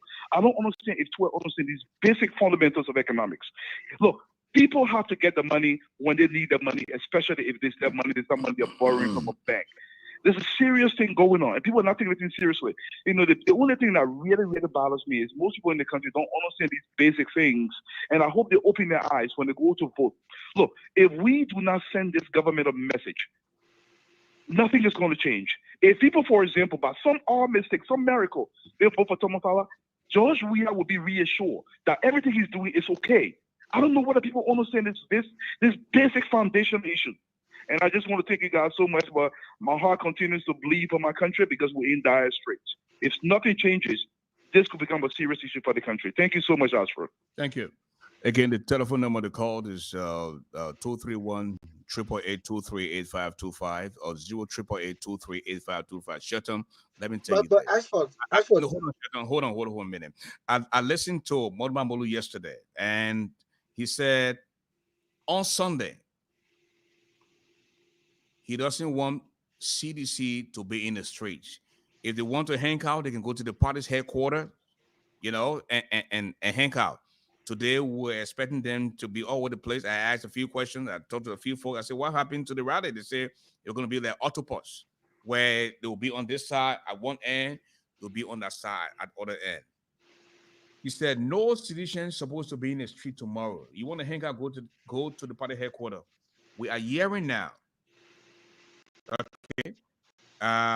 This allegation came and said President Weah is going to church tomorrow. And the place of worship would not be the regular Clone church. He wants to come. Winners Chapel. That's where he wants to worship tomorrow. And you know that they will be, closing the campaign tomorrow. Why is this sudden change? I hope this is not true, Mr. President. I hope this is not true. We all know that you go to Washington Clone Church on Sunday. But for some reason, we're hearing now that you are trying to come to Winter Chapel tomorrow, when you know that Darius DeLong will be closing a campaign. Shelton, what does that say? Well, again, the president, he has the right to worship where he wants to worship. But for the sake of peace, for fair play, I will hope that, it doesn't come across as a sabotage. Now, if he worships at the what is called Winners Chapel Church opposite the ministerial complex, and they control the traffic in a way that people continue to go freely, then I will have no problem with it. But if they create a situation where they'll block everywhere, considering how Monrovia is laid out, then it would be a serious sabotage. And I did hear Dillon speak. He said that when CDC launched the blue and the color, there were no oppositions in the street. They did what they wanted to do. They enjoyed their time. And tomorrow, he's going to be out there. And he will hope that they will not come to disturb, but he will do, his campaigning as peaceful as possible. So let's just hope for the best. Again, as I said, the president has the right to go where he wants to go. Once his presence does not, I'm coming, Ashford. Once his presence does not impede the public, all right, abilities to go about the normal business. You know, you and I know that if Mr. Weir is in the church, that traffic, which is the thoroughfare, the most important highway or boulevard, has to be free for people to be able to go. And once they block that, then that would be a means of looking at it from a, point of sabotage to the opposition. So that's all I'm saying. Shelton. Yeah. Samuel Doe, the late Samuel Doe was a military man. Charles Sitter was a rebel. Ellen was sophisticated. The way I see the convoy of President Weir, I haven't seen a convoy like that in my lifetime. When President Weir's convoy is coming, you have to literally get off the road. I've experienced it. Whether you go in the same lane or the opposite, you have to get off the road. I've experienced it. And you're talking about the man going to church, on the day of the of the closing rally of the opposition. What I thought. Hello, Bernard Nathan. How you doing? Oh yeah. Good morning, ASHFORD. I'm all right. I just want to make one or two comments. Yeah. Can I go ahead? Go ahead. You're live on the radio. Go ahead. Yeah. I just want to tell my Liberian citizenry they should not be deterred. George Weah, what he after, George Weah, the international community is watching him. They all know he was a popular footballer. He played football. He accumulated millions of dollars. The international people sent troops from India, from all over the world, Ethiopia, they were in Liberia. Some of them died there, right? And then they brought peace. So he or peace ambassador as he claimed. And you understand? And he want to destroy that peace. He's making a big mistake for himself because he will never. None of those countries will help him. He wants to go into exile because Liberia, we are fed up. The people know that our country is supposed to be a peaceful place. We're supposed to be the example of Uganda. See how the Uganda, 500,000 people died, 96. And then see today, the people are in peace. They are enjoying the democracy. But he had, as a leader, he had militia, intimidating people, beating people, killing people. This thing is not our custom. We don't use to these things. We are graduated from these things. The walking, we saw how people die.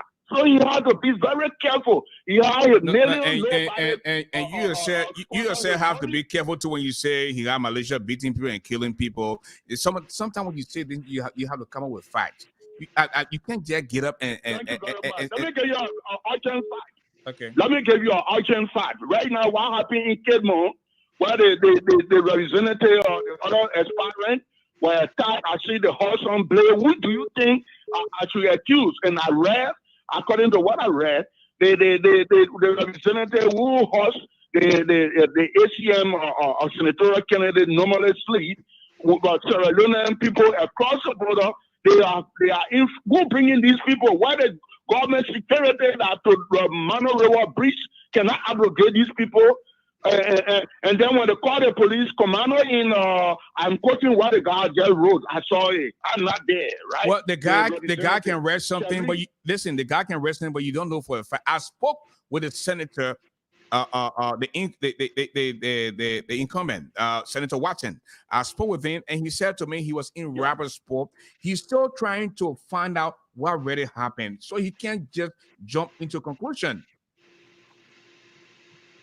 Yeah, but the proliferation of killing, secret killing all over the country. You want me to give you an example? I can give you numerous. Give an example of the proliferation of secret killing that you know about that we don't know about. Give an example, please. Thank you. The people that were killed in the car there, right? There have been no real investigation, no victim. The police commander in Grand Nigeria.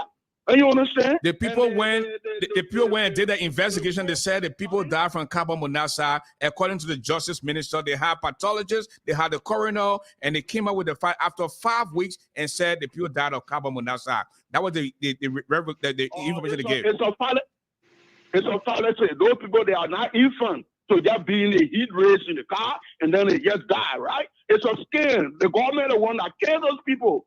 Those people, they are grown adults.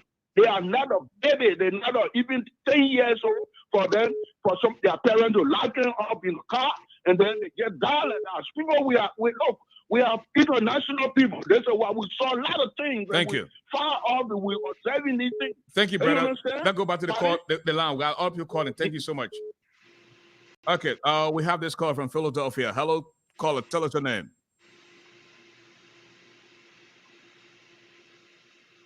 Hello. It's a 267. Yeah, hello. Yeah, hello. You're live on the radio. Tell us your name and make a statement, please. Yeah, this is Maurice Gasama. I'm calling from Philadelphia to be specific. Go ahead, my man. We waiting for you. Go ahead, talk.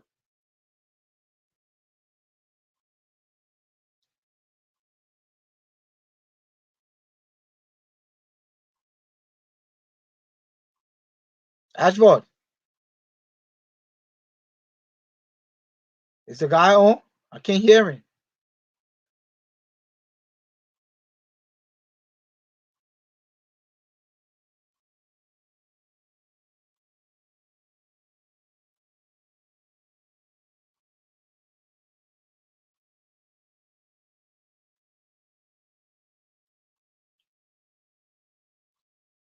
It's not coming through.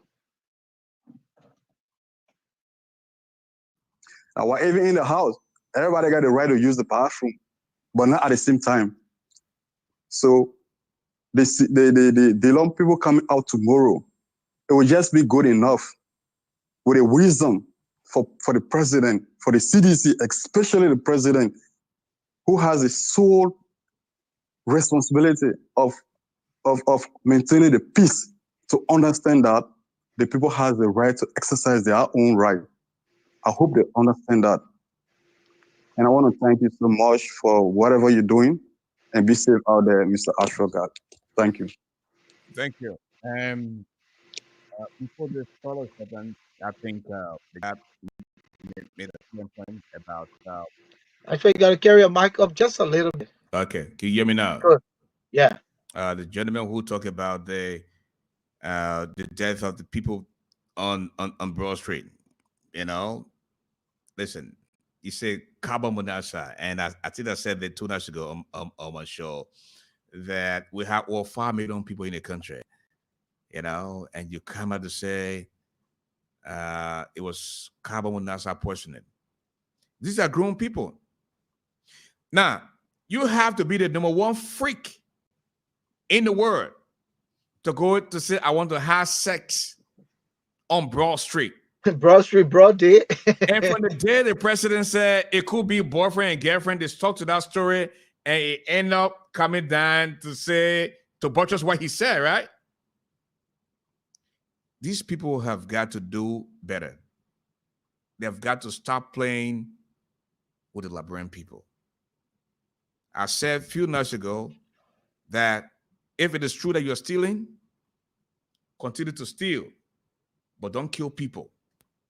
If you are killing people because you want to cover up for your wrongdoing, you've got to stop it.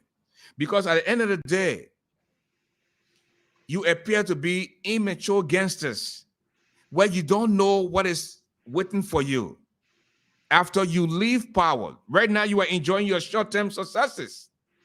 When you leave power, people will ask you questions about what you did when you were in power. So they have got to be very careful. And I continue to say that most of these people never earn $100 a month in their life. Today they're playing with thousands of dollars and they think they have arrived. You know, I bought my first home in 2003. I don't envy them for being the homes here in Liberia. No. Because while they were doing that, we were also preparing ourselves in other parts of the world.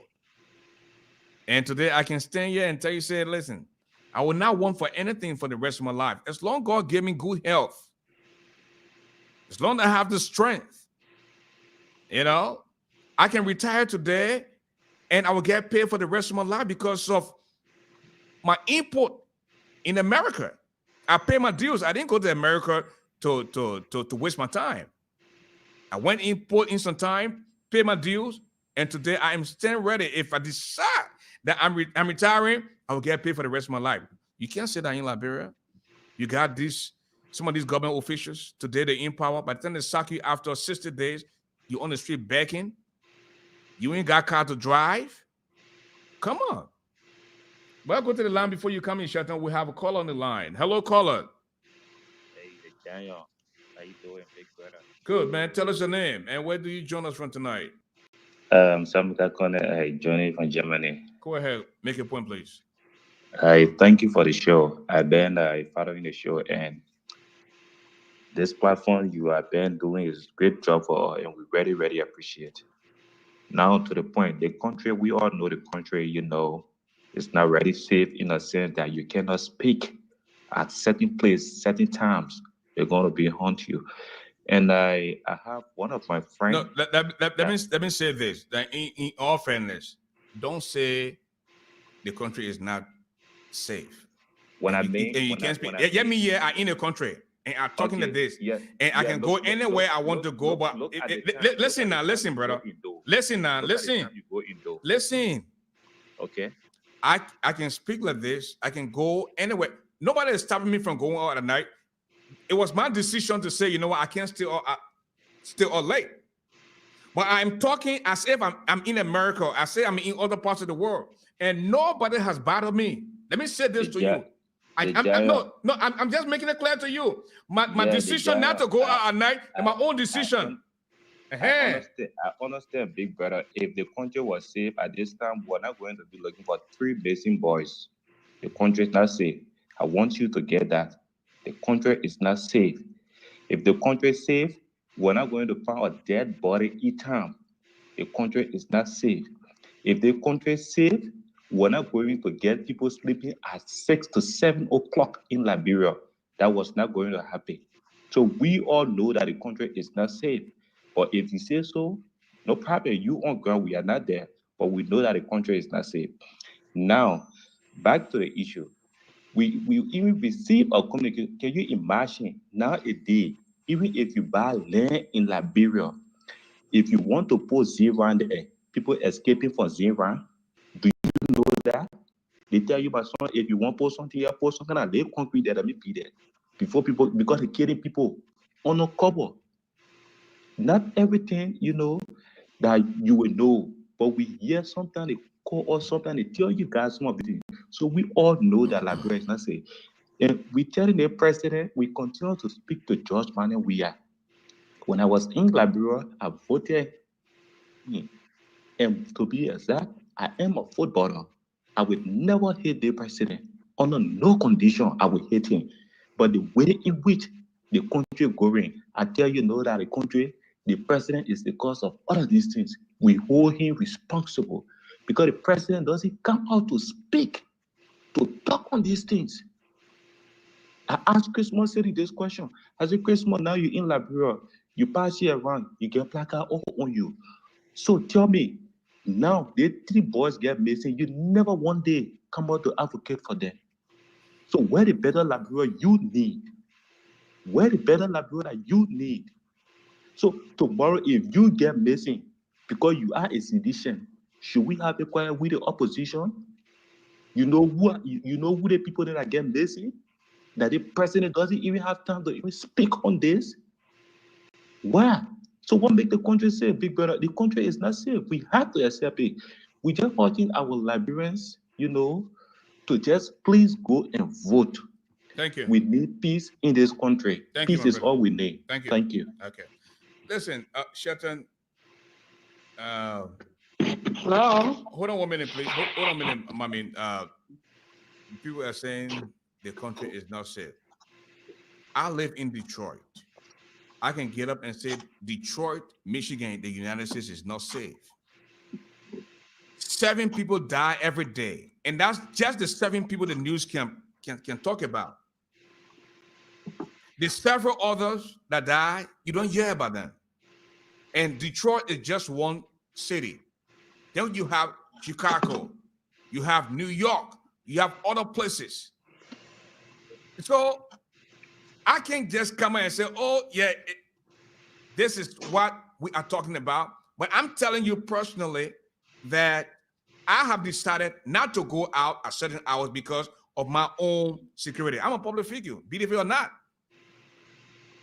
I'm not a fan of this government. I'm not a fan of the opposition.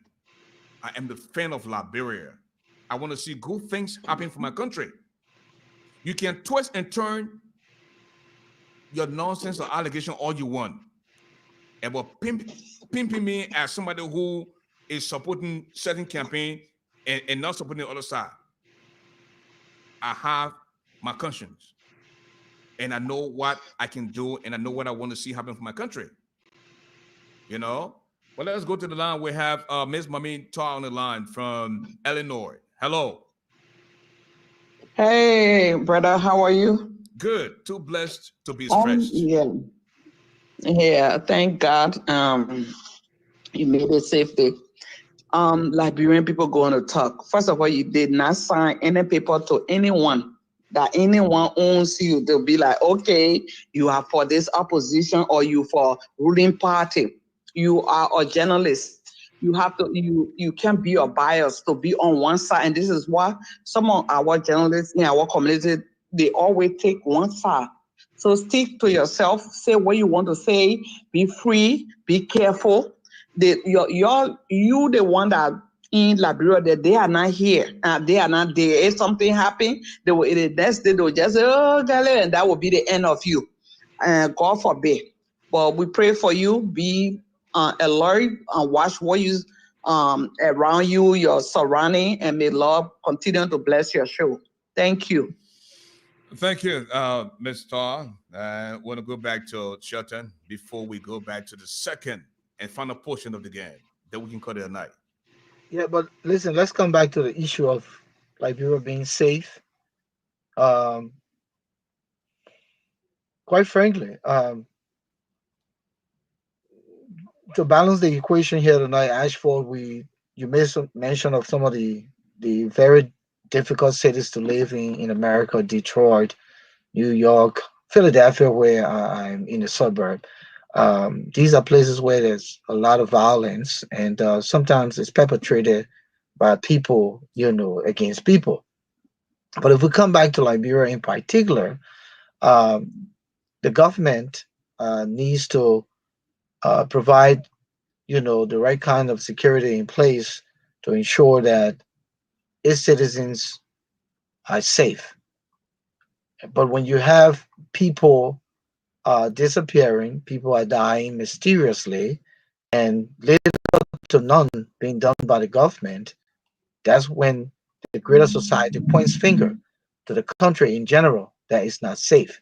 So it is my hope that the government will begin to show some degree of vigilance to work toward creating the kind of safety, not only for its citizens, but the international community, investors and people that want to go to Liberia.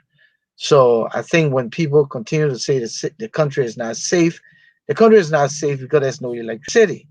If you're going to be out in the dark at night, you're driving, there's no street light, anyone can attack you. The very checkpoints you're going to be slowed down or stopped at, you're not sure whether it's hooligans that are making those roadblocks and attack you. So all these things are things that we need to consider to ensure when we speak about safety, overall. So it is, again, I think that the government needs to do more by bringing electricity to the country, creating a more vibrant security apparatus from the Bureau of Police, all these different security forces to help create safety. The other thing I wanted to talk about just before we go to the game, quick, Ashford, this is serious. You talked about not being able to get money from the ATM or from the bank. You know, you and I know that Liberia depends greatly on the diaspora.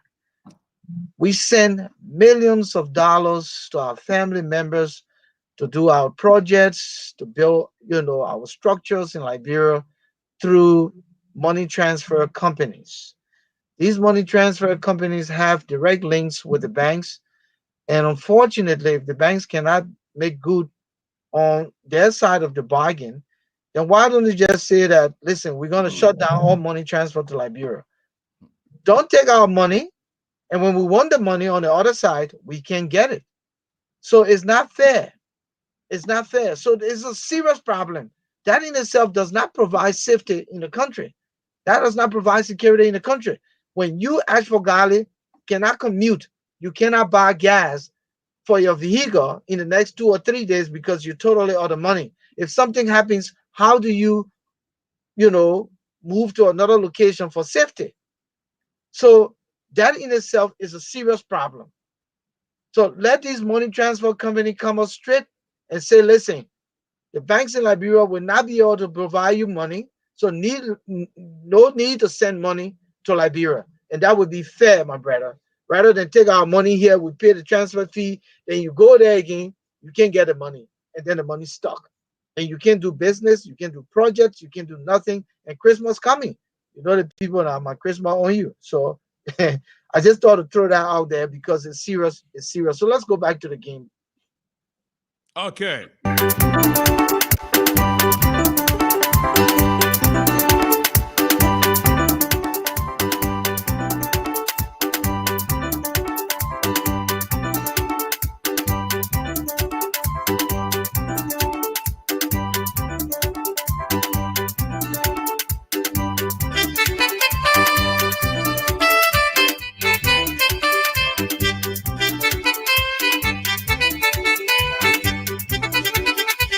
So we're going to ask the question now. And then at the end of the day, we're going to tell the folks, do you believe that Liberia is safe, or do you believe that Liberia is not safe? So that's the question at the end of the day.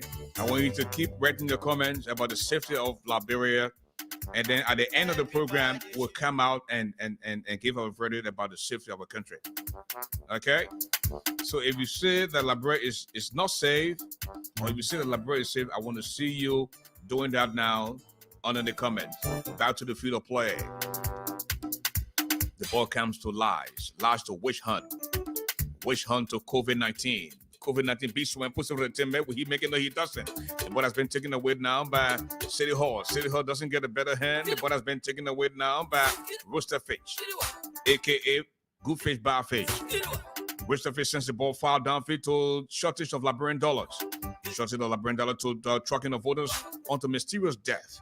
Mysterious Death looks around to Bribery. Bribery back to Mysterious Death. Onto Boyo. Boyo to missing young Liberian men. You came for peace. You talked to the UN. You talked to the ECOWAS. You talked to the EU. You said your country was bleeding. When you served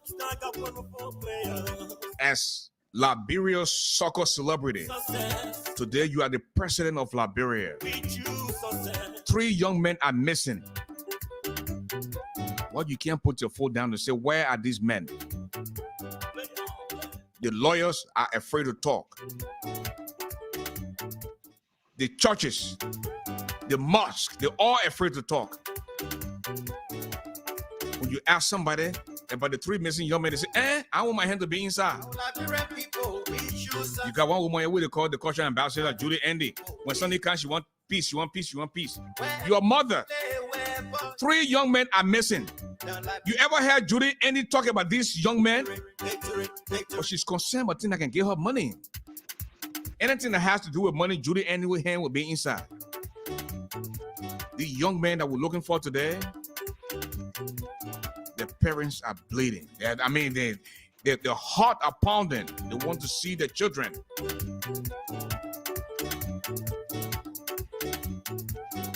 The say the president's sick. Victory looks like a false victory. They say the president kidney bad. Looks like a So you're looking for a kidney to match his. looks like a false victory. So he can do a transplant. Looks like a false victory. Oh, not also. But the same person you're saying sick now, the man getting or he going to play football. The man scored 4 goals. They said the man can only wear Scobie, but the man was in boots. He went and scored goal. Oh, so the signal decided not to work on that the way you're playing the football, eh?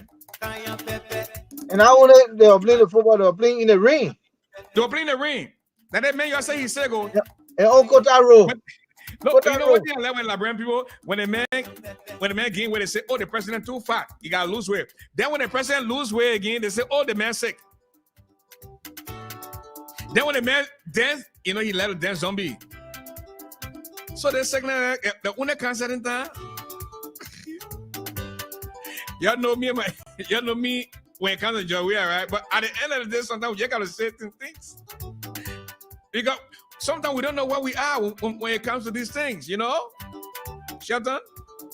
Oh, man, listen, Joey got his good and his bad. That's it. Let's put it that way. The man's not totally bad. The man got his good and bad. I saw the man playing football, I was clapping for him. Uncle Taro. At 54, the man still got his team, my man. The man fought white. What? Then he put him on cap there? You think what he would do? You know, like, when I saw him, I was scared for the guy. You know, I said, that man stomach in front of him. Then he running in the ring, and the place slippery. I said, hey, that guy fall down now. Then what will happen now? You know? I could hear people say, you're turning out with the preso. You're turning out with the preso. Yeah, but you remember when I played like Samuel Doe? You remember when Samuel Doe used to play?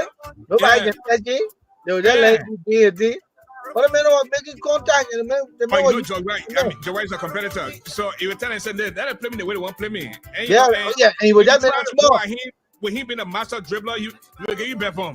Da belly. I bought bad, my man. The ball bad. The man that he era. You can't take it from him. You can't take it. Back to the field of play. The ball comes to Cabo Moon outside. He make it, no, he doesn't make it. Then the ball comes to electoral fraud. Electoral fraud to hit and jealousy onto envy to power theft. Power theft to tax invasion. Tax invasion looks around. He make it, no, then the ball got to good fish and bad feet. Good fish and bad feet doesn't get a better hand. The ball comes to mysterious death. Mysterious death looks around to wish on. Back to mysterious death. On to missing young man. To mysterious death. Mysterious death is moving deep in the half. He connects wish home. Back to mysterious death. Ladies and gentlemen, this could be trouble. Goal number 1 for societal ills. Shelton. Let's go. Yeah. Code number 1 for societal ill. Ball coming from the leg of Monsieur Death through an assist from Wisham. How do you describe that goal, Shelton? Man, it was well placed. Well placed. Listen, I told you, I said the Liberian people, they got a serious threat. Societal ills, the team is stacked. And this game, man, listen, I don't know if the Liberian people will be able to survive this game. This game is really cracked. That was a good placement, perfect pass, and mysterious death did what it had to do. 4 auditors, man, what are you talking? Wow. 4 auditors, my man. Mysterious death for the goal. Mysterious death.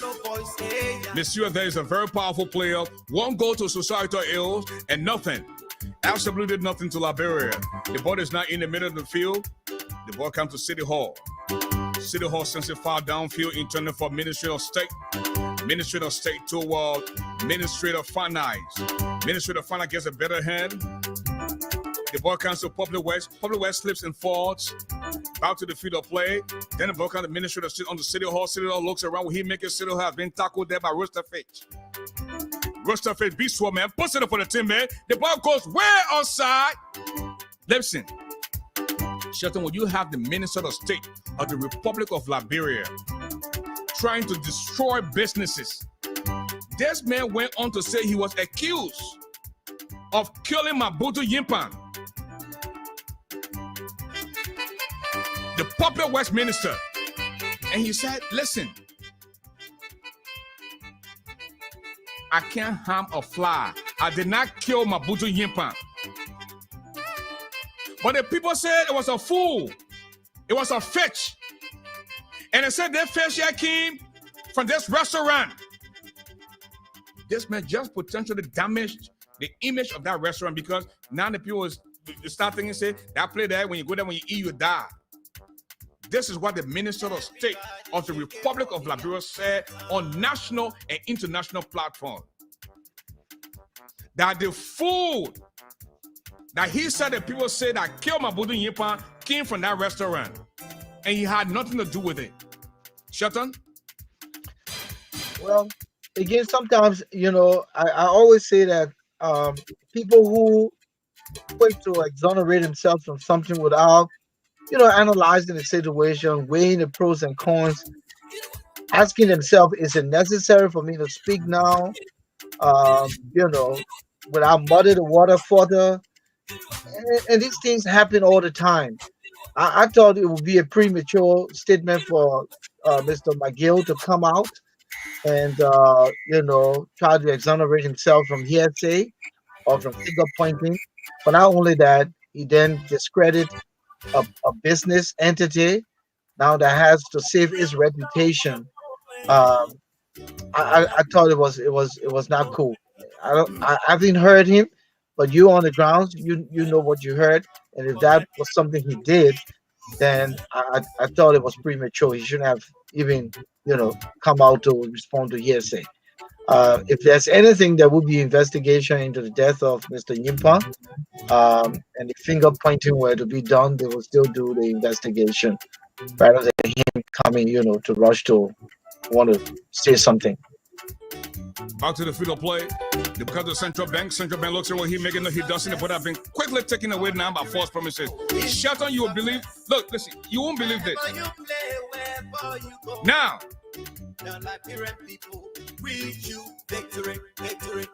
it is alleged now that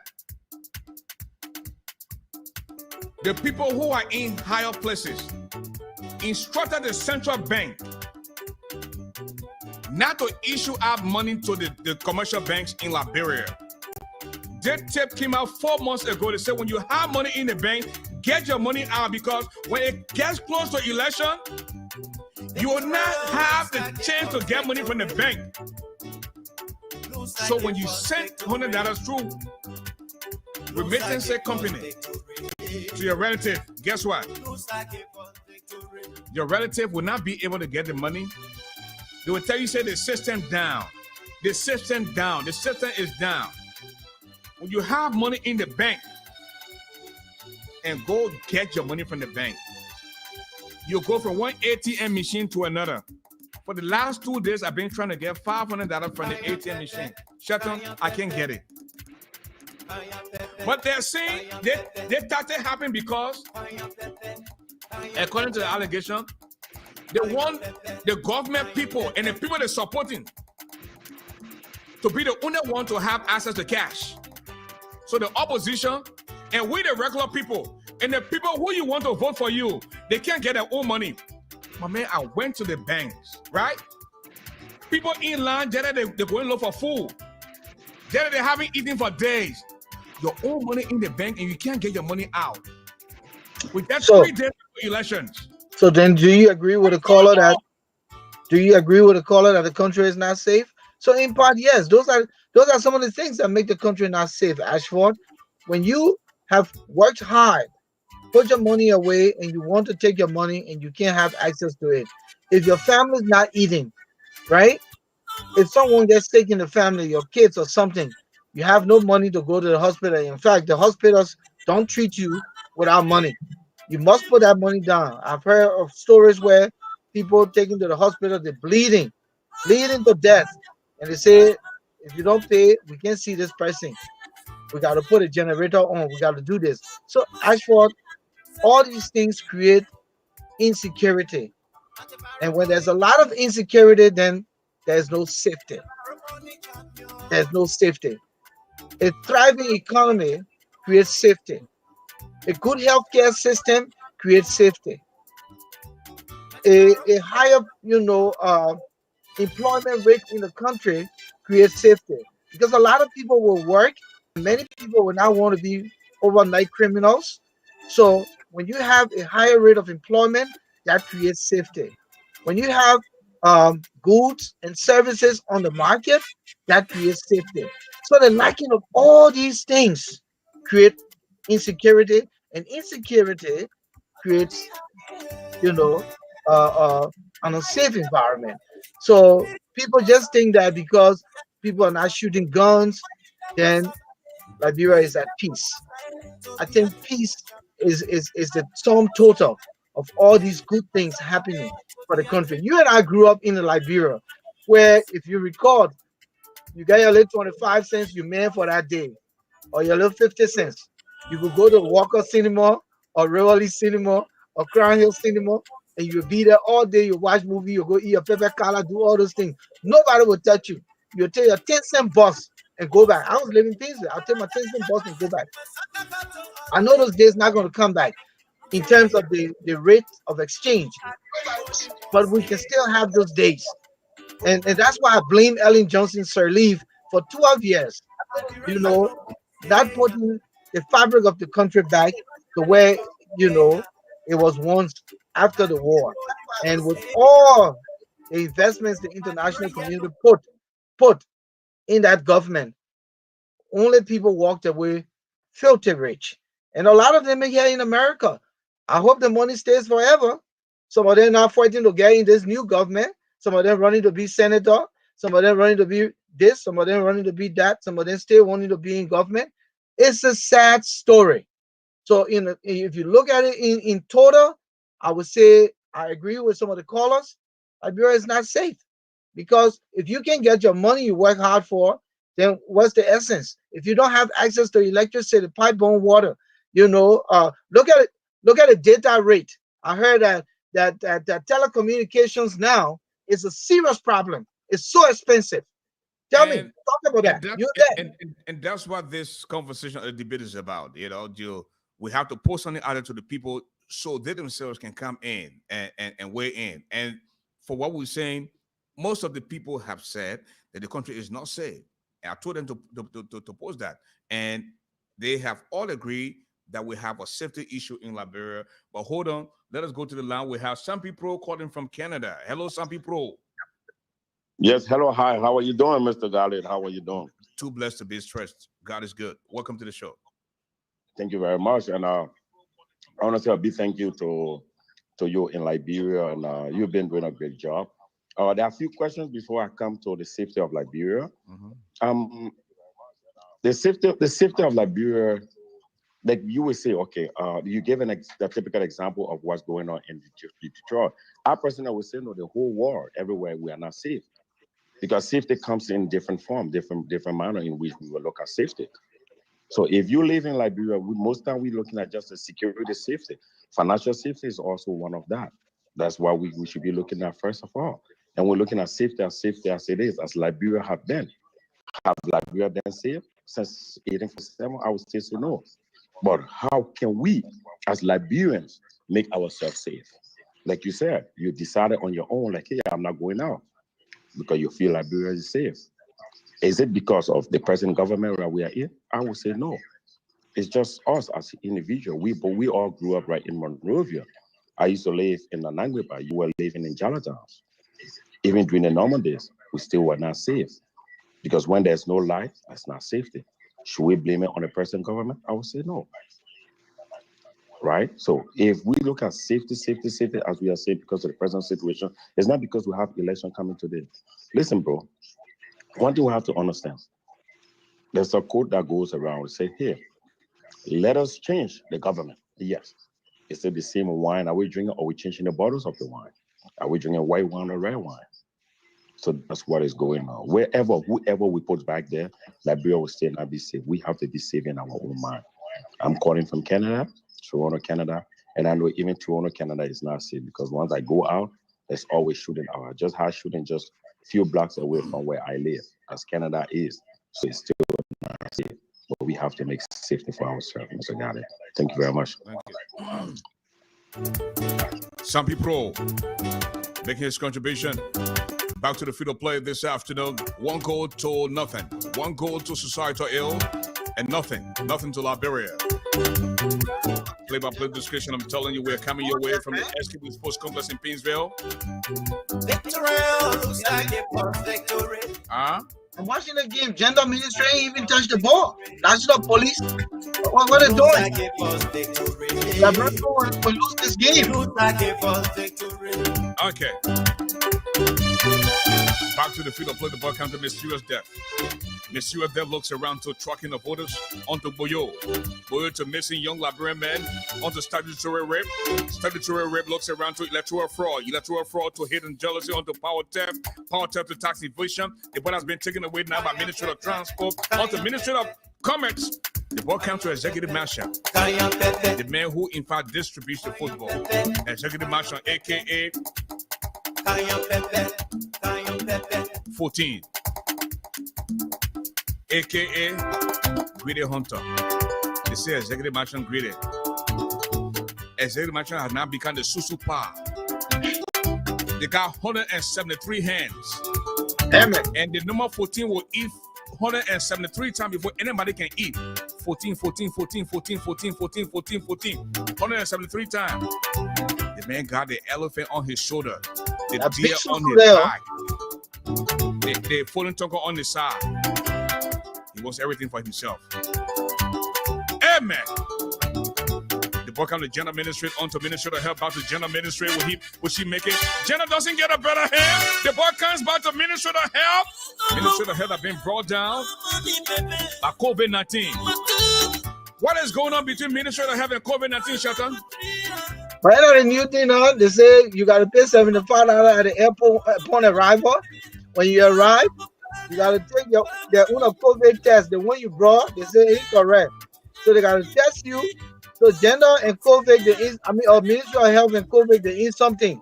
That was, and then they got to test you. You pay $75. Then when you coming back again, they test you again. You pay another $75. So I hope the way you get there $500, I hope you will find your $75 somewhere before you come back home. Because if you don't find that money, my man, you on your own. I hope they don't take you to 14 military hospital. So that is the last thing this government wants to do is to mess with ASHFORD and Giant GARLEY. They can't try it. Yeah, they can't try it. Man, I know. Listen, man, I know, man. President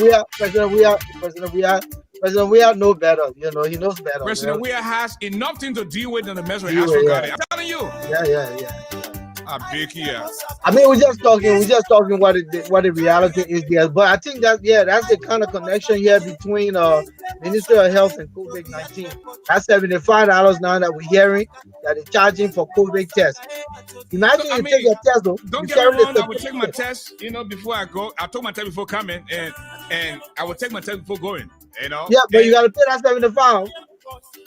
That's what they said. They said from December 1st, I'll pay $75. We're not. You don't got more power than government. And government's gonna pay money. You pay the money, right? You have to pay. So if you want to go buy America, then don't pay the money. I told my man, you tell me so now. That's more eating there.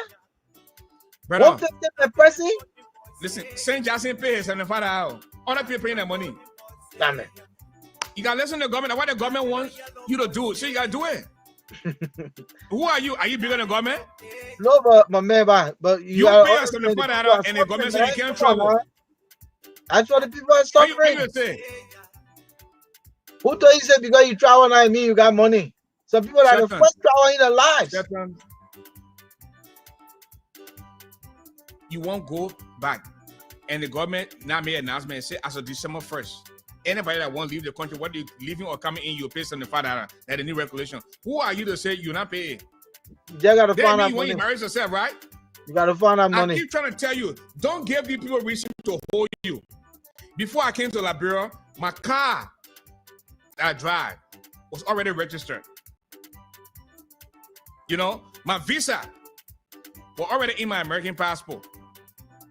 Oh yeah, you gotta go. Don't give them reason to question your legitimacy. You know what I'm saying?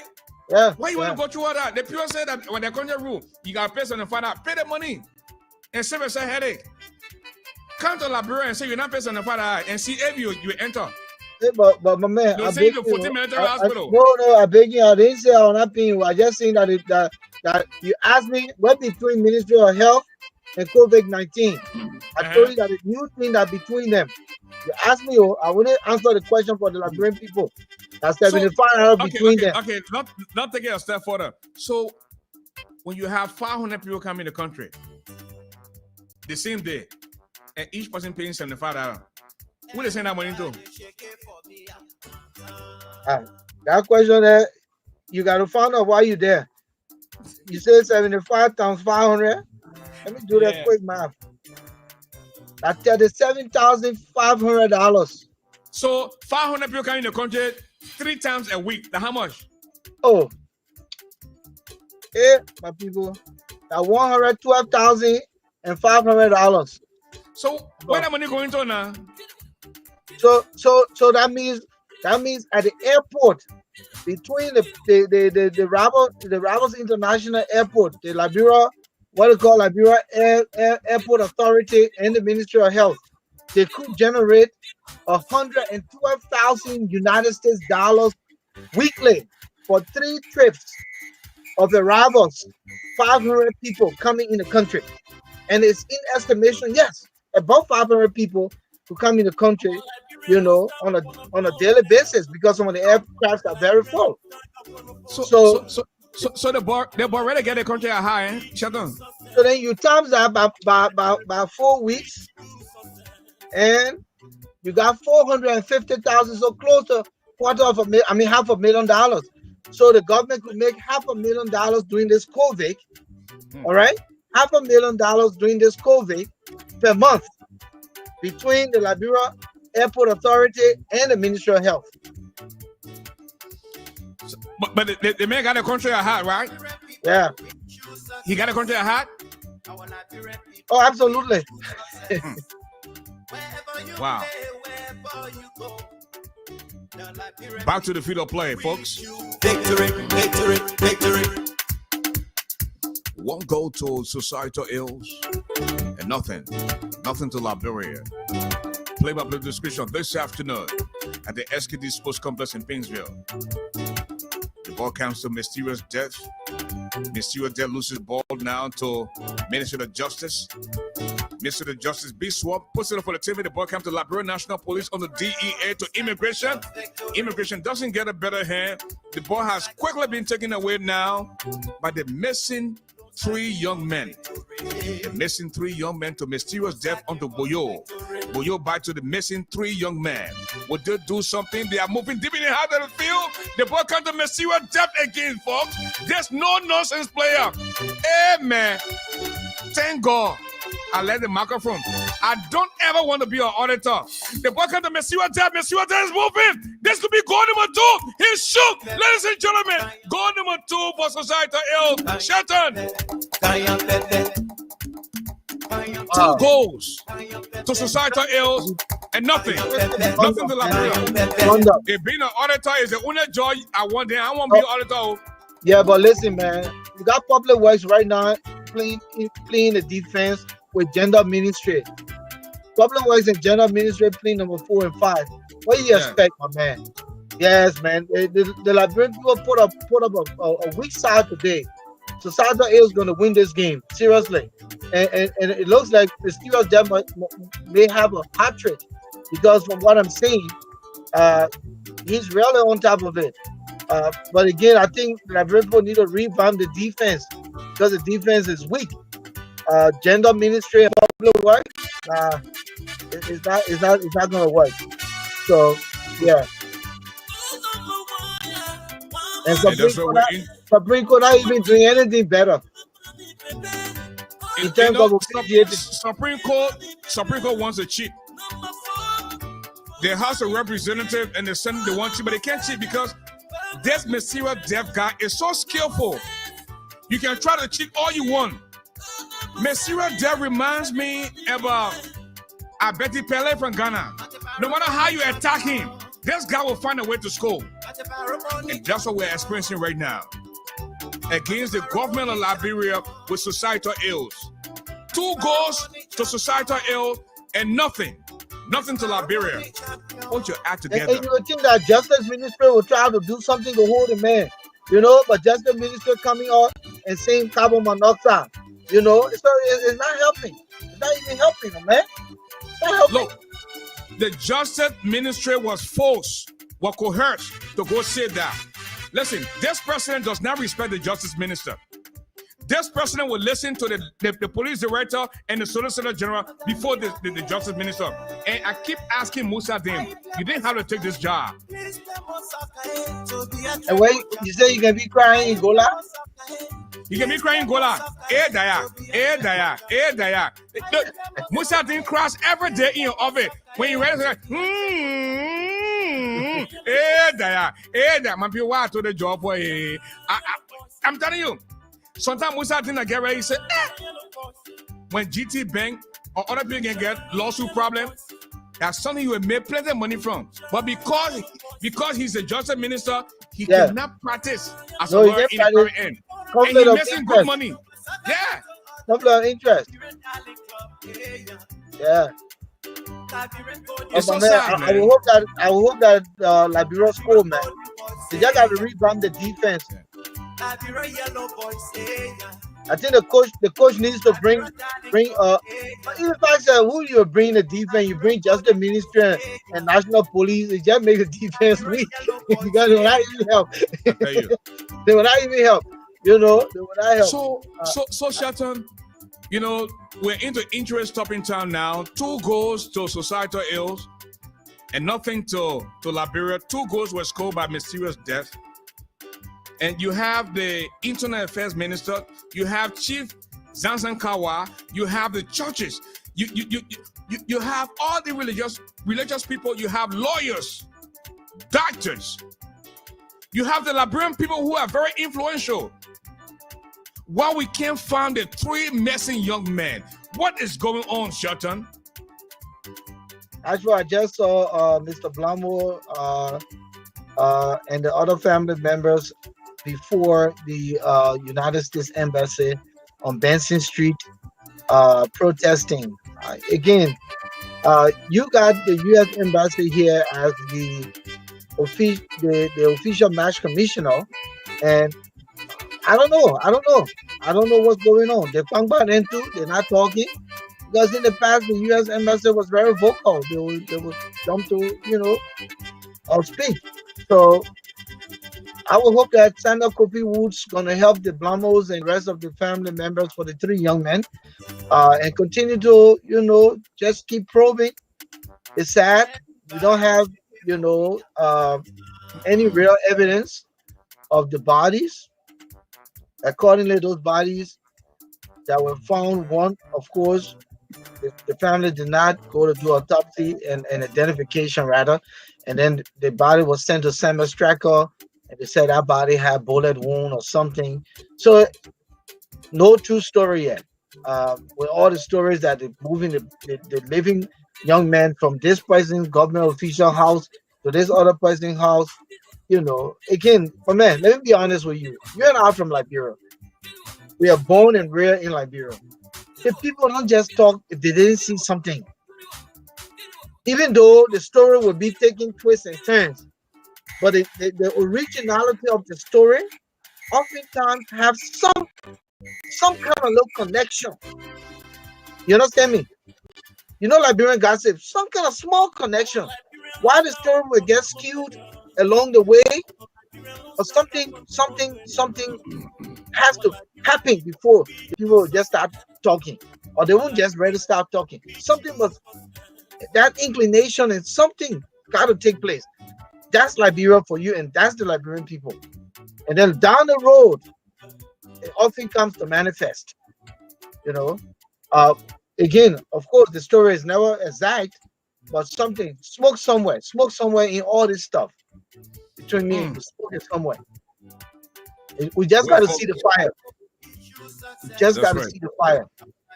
And that's right, folks. With that, we're into injury stopping time now.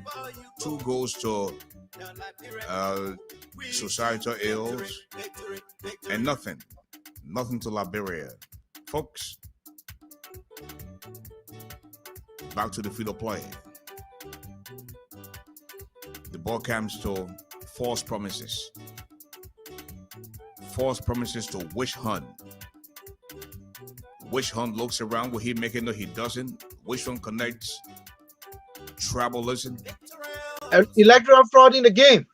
To They just brought him in the game. Electoral fraud is moving electoral fraud.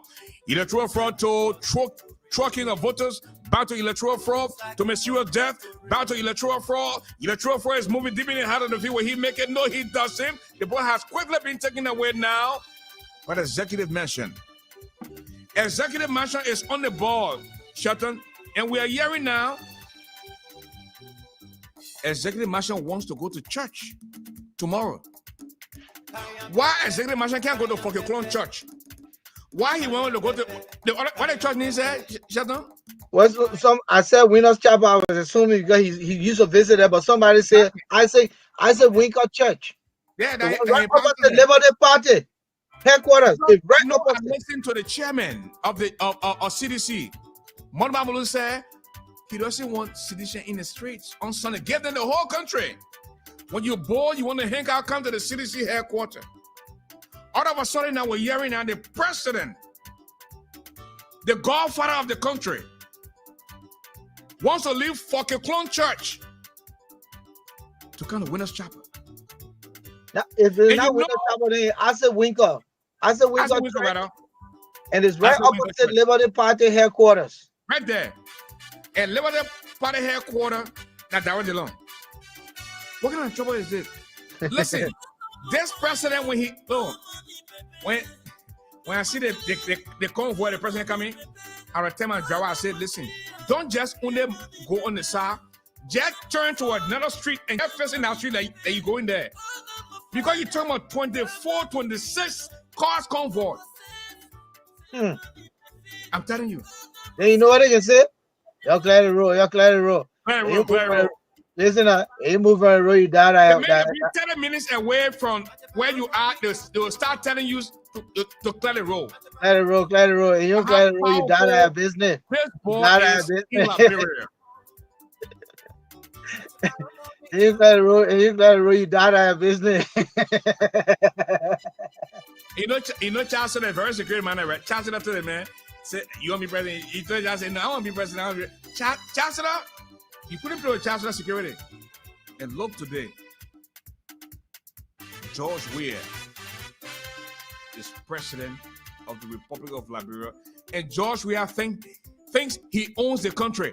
I mean, I saw the ball, 9th Street horse, the horse that we used to go to, right? Yeah, I went to that horse, I think once or twice. I was in the media. Go to that horse just now, Shelton. I went to the horse the other day, not to the horse. I went to the Good Governance Commission place there, and I just saw the horse from a distance. They're not even a mansion, a castle. Wow. The horse has already built. Then how there's a place. How many stories? On Silver Beach Road. 2 years ago, they were just working the horse. Today, the horse is completed, man. I'm telling you. How many stories? I would say 2 stories. You know, yeah. My man. George Weah can decide whether he wants to get on car to go to the mansion or he wants to get on boat to go to the mansion. That's how that horse was built. The horse where the deputy president are trying to laugh at George Weah to say, oh, that his son. Yeah, Timothy. When Timothy Weah fired back, they changed the whole story. I'm telling you. Changed the whole story. But again, George Weah played professional soccer. He made a lot of money. I believe he squandered his wealth. But he regained his wealth at the expense of Liberia and the poor Liberian people. And this is what we get in return. We don't have light. Businesses are shutting down. You know how many business people are telling me every day, ASHFORD, we can't do this. We don't think we can continue to go through this mess we're going through. And the thing is, this country is so dangerous in a sense that whoever comes to power, the people that were against you before, you will go after them and witch hunt them.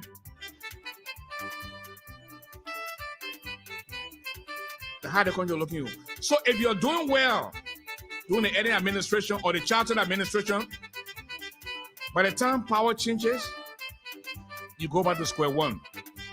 Because the people that were on the outside looking in, they are going to go after you now. This is what we're going through in this country. Just open the banks. Let us get our money. I don't want to Liberian people money. I work hard in America. I will get paid every month for the rest of my life. Let me be able to go to the ATM and get my late data from there. Like tomorrow now, I won't go to see how the Dow Dillon campaign will do something. I got 2 vehicles to my disposal. I mean, I gotta use the small car now because I gotta be able to afford to get gas. But man, I couldn't get money from the ATM today. Luckily for me, I went to one of the local supermarkets just to, get some load snacks or something like that. And my debit card worked there. But of course, I mean, I'm not going to call it supermarket name because when I call it supermarket, there's that promotion for them. When you pay BRIDGERADIO Africa, then I will tell the people, say, go to the supermarket, your debit card, and you come from America. As long as you got money on your debit card, it will work. Can they do cash advance? No. They can only use your card to pay for the goods. Yeah. But I really wanted some money to be in my pocket. But man, you come from bro, you got ready to here now, you gotta get somebody something that way. Some way, somehow. And when you come to Liberia, you gotta practice something they call self-control and understand how to budget. If you don't know how to budget, you will go broke. And the stage we have reached in life now, we can't beg people for something. We made ourselves. We're not like the other people. And the people will come to you every day and say, I want this, I want that. Don't take your last and give it to them because they will go somewhere and get it from them. For how many people you and myself will go to and ask them for something? They find you from America, the person you already got it. So the smaller money you brought with you, you got to save it. You got to budget wisely, Shelton? Somebody said Cash App works on the grounds. Is that true? Well, I haven't tried it before. But if even Cash App works on the ground, how you will get the money? You gotta put the money in your account, and then if you go to the bank, you can't get it out. Right? The only thing that works on the ground that I know is tip me. You can be in America, right? And go to tipmeliberia.com and go through the various vouchers. I want this, Ashford, I want this caller to call in. There's a caller by the name of Wonkemi Sendolo. He said he uses Cash App on the grounds. Call us and tell us how you do that. Whether you go walk into the place and spend money there. Because Cash App, you have to transfer it to your account. And if you have it in your account, then you'll be able to use it. Probably the way Ashford talked about it via the debit card. Otherwise, quite frankly, I mean, you can just have money walking around on a card and in the bank, but you don't have access to it. And maybe the time this caller was in Liberia, things were working. But we're at a point now where everything is how you doing? It's horrible. It's going, but you said something. You said Cash App works in Liberia. Tell us about your experience. Yeah, so, man, I took my mother last year to bury her, and trust me, it works there. But what you do, they send the money to you, right? But now let me tell you this, Liberia, you gotta be very careful. Don't let nobody know what. Don't let them know what bank you're going to. So what you do, your family send you the money by Cash App, right? It will alert you. When they alert you, you transfer it into your account right away. I did it when I brought my mother last at the burial. So, man, if my wife don't send me money by Western Union, I use Cash App every time in Liberia. So what they do, they send you the money, and you check your account. When you check your account, you send it into your account. Then what you do, you check on all the banks. You go to LBDR, EcoBank, but EcoBank is very expensive. They charge you like $7 for each transaction. LBDR by LRA, that's where I used to go. When the money come, my wife send me money. I will go there, with my driver, my people, then I get my cash US dollar out. Straight up. There's a bank by the EW Junction there. It's an American bank too. It's right on your left there when you come from when you come from Interway and going to LRA, it's on your left. Are you talking about are you talking about the UBA bank? No, not you. It's a new bank too on your left, but it's very good. They can give all your money to you, but they charge you like $5. They give you brand new money. It's really good. You should use that. Don't even go and go to Western Union or that. Don't do it. Make sure your money is No. Hold on. I can say you talking anything that's brand new. The same thing I just said. The same thing I just said. You Is that telling you anything new? I know. You're right. Okay, thank you. Send me your account. I will show you how to do that. Thank you, sir. Thank you, Sandro. Thank you so much. Listen, Ashford. I'll do it right now, Ashford. No, don't send me to that. Send me 200 because it works now. Yeah. Thank you, Sandro. Yes, sir, brother. But it works there. Thank you. Ashford. Yeah. The guy is But talking listen, Ashford. That's what we're about, right? Yeah, but this is what I said. The Cash App, you have the connectivity via internet. You can transfer the money to your account. But the problem, the caveat here, or the dilemma you're faced with, is the money in your account, and you go to the ATM, but you can't get it out. So that means it doesn't work. You have money, right? If I Cash App you right now, you can go on your phone right now because you got Wi-Fi. You're able to send that money to your account that you set up the WhatsApp with. And if that account is your physical Visa debit card, you can go to the ATM in Morovia and get the money. But if the ATM is not working, then what good it is? What is he now? What this guy is now understanding is that he was there more than 1 year ago. Listen, why I'm on the ground, right? Why he's not understanding is that I have beaucoup money on my ATM card, right? No money has been dispensed from the ATM machine. They tell you, say, no money available. But the people not even listening to this conversation, they're thinking that we've been too difficult here. No, what we're saying is that the experience you had a year ago, the experience you had 6 months ago is not the experience now. Mr. GARLEY is saying that there is no money. So whether you cash out, whether you don't cash out, whether you have money, you can have $1 million. If the bank tell you say there's no money, then there's no money. Because tomorrow is Sunday now. When you go to the bank that Monday, it will appear as if you are going to get ration. You will appear as if you haven't eaten for weeks. And the line, people will be in line, my brother. This thing happening, Ashford, I don't know if you know about the Zimbabwe story. Hold on, Shatan. Yes. I gotta take this call. Gunklo, how you doing? Welcome to the show.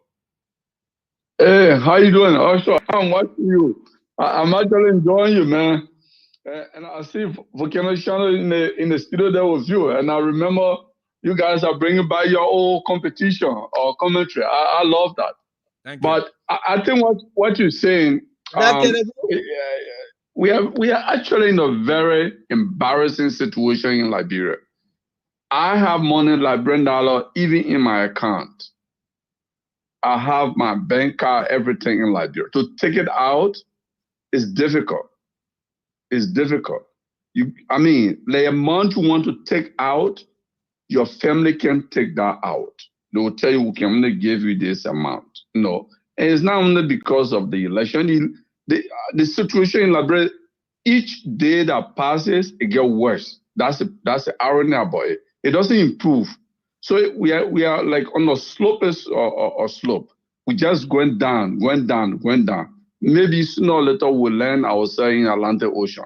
That's how I see it. We're not. It's not stopping. There's no attempt to improve the system. We're just sliding backward. I don't even know. We're just sliding to no man's land. That's the situation now. Yeah, I say you haven't eaten for weeks.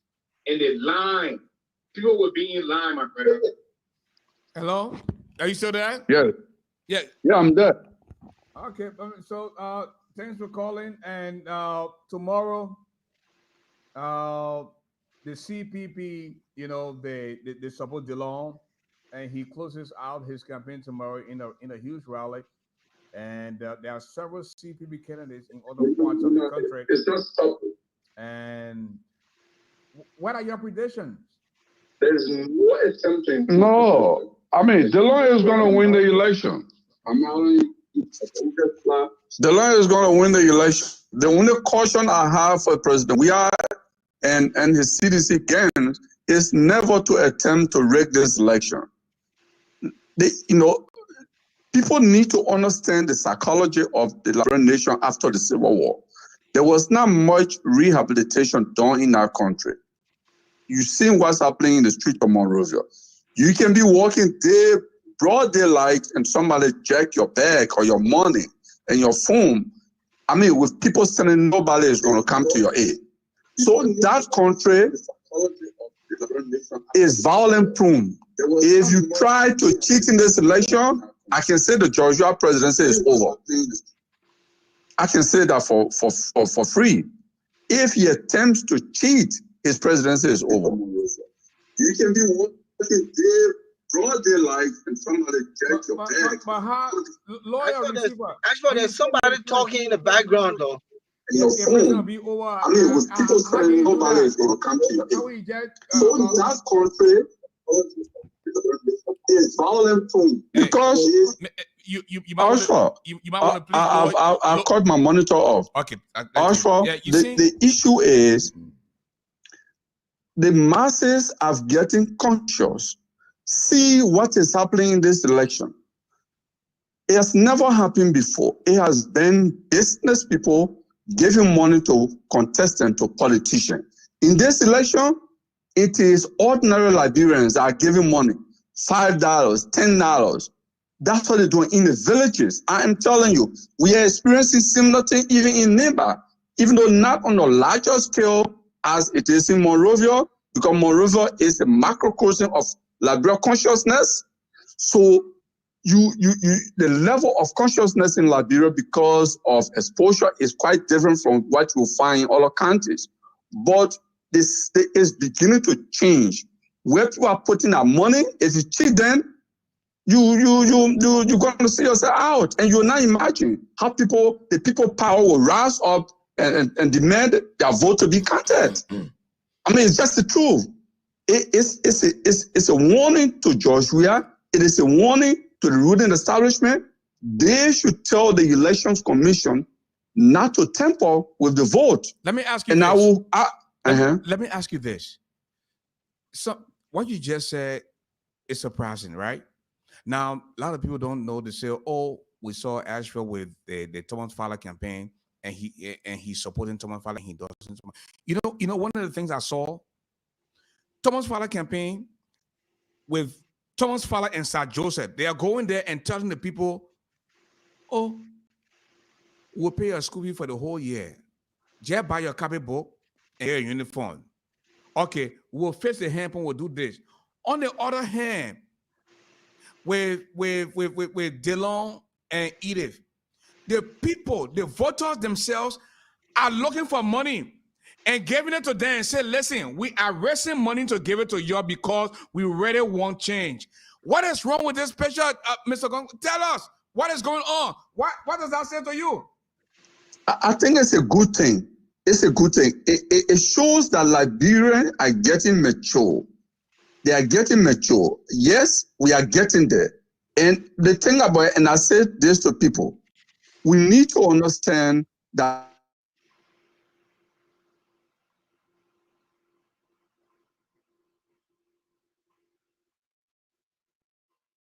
the same people who Thomas Fowler meet them here today and say, yeah, we are for you. The same people are the same people who collected money given it to DeLong, and that's why the vote must be counted fairly. If you don't do that, you will regret why you ever did. I am telling you, I've been observing politics in Liberia for my days at the University of Liberia. I've taught, there is not a single university in Liberia that I have not taught at. So I've interacted with young people. As late as 2019, I was still teaching in Liberia. In fact, this coming semester, I will start to teach online at the University of Liberia. I've been interacting with students. like the behavior of young people is changing a little bit, and it's changing. If you take them for granted, you might be in for a rude awakening. I can tell you that. I don't know if you'll be able to hear me. Yeah, he will. Is that Kedabu? Yeah, I'm hearing Shelton. Oh, great. How you doing this evening? Yeah, fine. How yourself? Well, man, listen, we're looking at societal ills, and the Liberian people being represented by the Liberian government. If you did follow the game is at its injury spot. Societal ills is up by 2 goals. The Liberian people are down. Man, listen, one of the questions we had here had to do with, is Liberia a safe place right now? What would you say, Mr. Gonglo? Is Liberia a safe place? Well, I would say, I like to put on a scale as opposed to maybe just a yes or no. Maybe I would say Liberia is maybe around 60% safe and 40% not safe. That's how I would like to put it. So then we can maybe make a list of the different factors that feed into safety of a nation. So if you think in terms of joblessness, people who don't have jobs, so you think of their safety. There's no safety net for them. Government has no program for them. They have no means of having any skill training. So they are hopeless. That's why you see them in Monrovia and all of urban areas around Liberia. So that group, if you put them in the safety net, you say, for them they will say Liberia is 100% unsafe. Now, if you take those who have some kind of guarantee with civil service, they are civil service, they are working, but their salary, the Liberian dollar has lost value. So what they were making maybe 20 years ago, today, it has lost value. It's no longer the same because the purchasing power has actually declined under President we are. So if you ask a civil servant, yeah, they got guaranteed income that will come. So maybe you say, okay, they got income that doesn't take them, that don't do much for them, but at least they can depend on that income and probably borrow money from someone who has and say, look, I will pay you back. So we may say for safety for them, might be maybe the round on economic of a ladder, might say maybe 60%. But they've lost 40% of the value of their income. So we can put that on scale and look at the different segment of the population and see, if you go in health, the health of Liberians, if you consider safety in terms of health, is Liberia a safe nation? I would say maybe 70% unsafe because the hospital has no drugs. You have equipment that people are poorly trained to use. You have laboratory equipment where I've tested this. CBC test, complete blood count. When I love doing blood count, blood work. When I was in Liberia, I would do blood count. There's a place on 24th Street. Then you have the Fidelity Clinic on 20th Street. Then you have one opposite JFK when you're going to Fiaman. I'll go to these 3 places and do blood tests the same day. They will give me 3 different results. I brought those results here to the US and to my doctor. And my doctor said to me, the one that was on, in fact, let me not promote the, maybe I can say. No, Mr. Gonglo, let me ask you this. If you were to grade this government on her performance, what would you then say within 3 years? In 3 years, the CDC has actually endangered the security of Liberia in 3 years, and regrettably so, because CDC marketed itself as a mass-based movement. Rightly so. Most of the foot soldiers of the CDC are grassroots. People who come from the villages, from the hamlets, who are children of farmers, of peasants. So actually, this was a good opportunity that has been mismanaged by President Weah and his lieutenants. CDC actually has a singular most opportunity to fundamentally reform Liberia, but President Weah lost it. Now, He's lost it. I don't know whether he can redeem it. now, what do you also make of some of the critics that are saying President Weah is so desperate now? He's going from county to county, trying to work very hard for him to have more senators on his side, because when he misses out in the event where the opposition get more senators, then he could be impeached before he even reaches his 6-year term. I mean, the first term. This is something that we're hearing now. So they are saying if the opposition have more senators, then they could come together and impeach the president. But then again, they are saying the senators, they might come out in opposition, but at the end of the day, they might be compromised in terms of finances. What do you stand on this? Osha, I will go with the last. But this is a fear tactics. The current generation of leaders in the legislature, the current makeup of the legislature, and the culture that has been ingrained in the legislature. President doesn't even need to worry about anything. Look, the legislature, I'll share you something that all of you guys follow very well, because you guys are journalists, professional ones for that matter. When they were trying to pass a threshold bill, you know why Liberia did not really have a threshold bill as determined by the Constitution to say you set a number and you divide the total population per county by that number to determine the legislative seat for that county?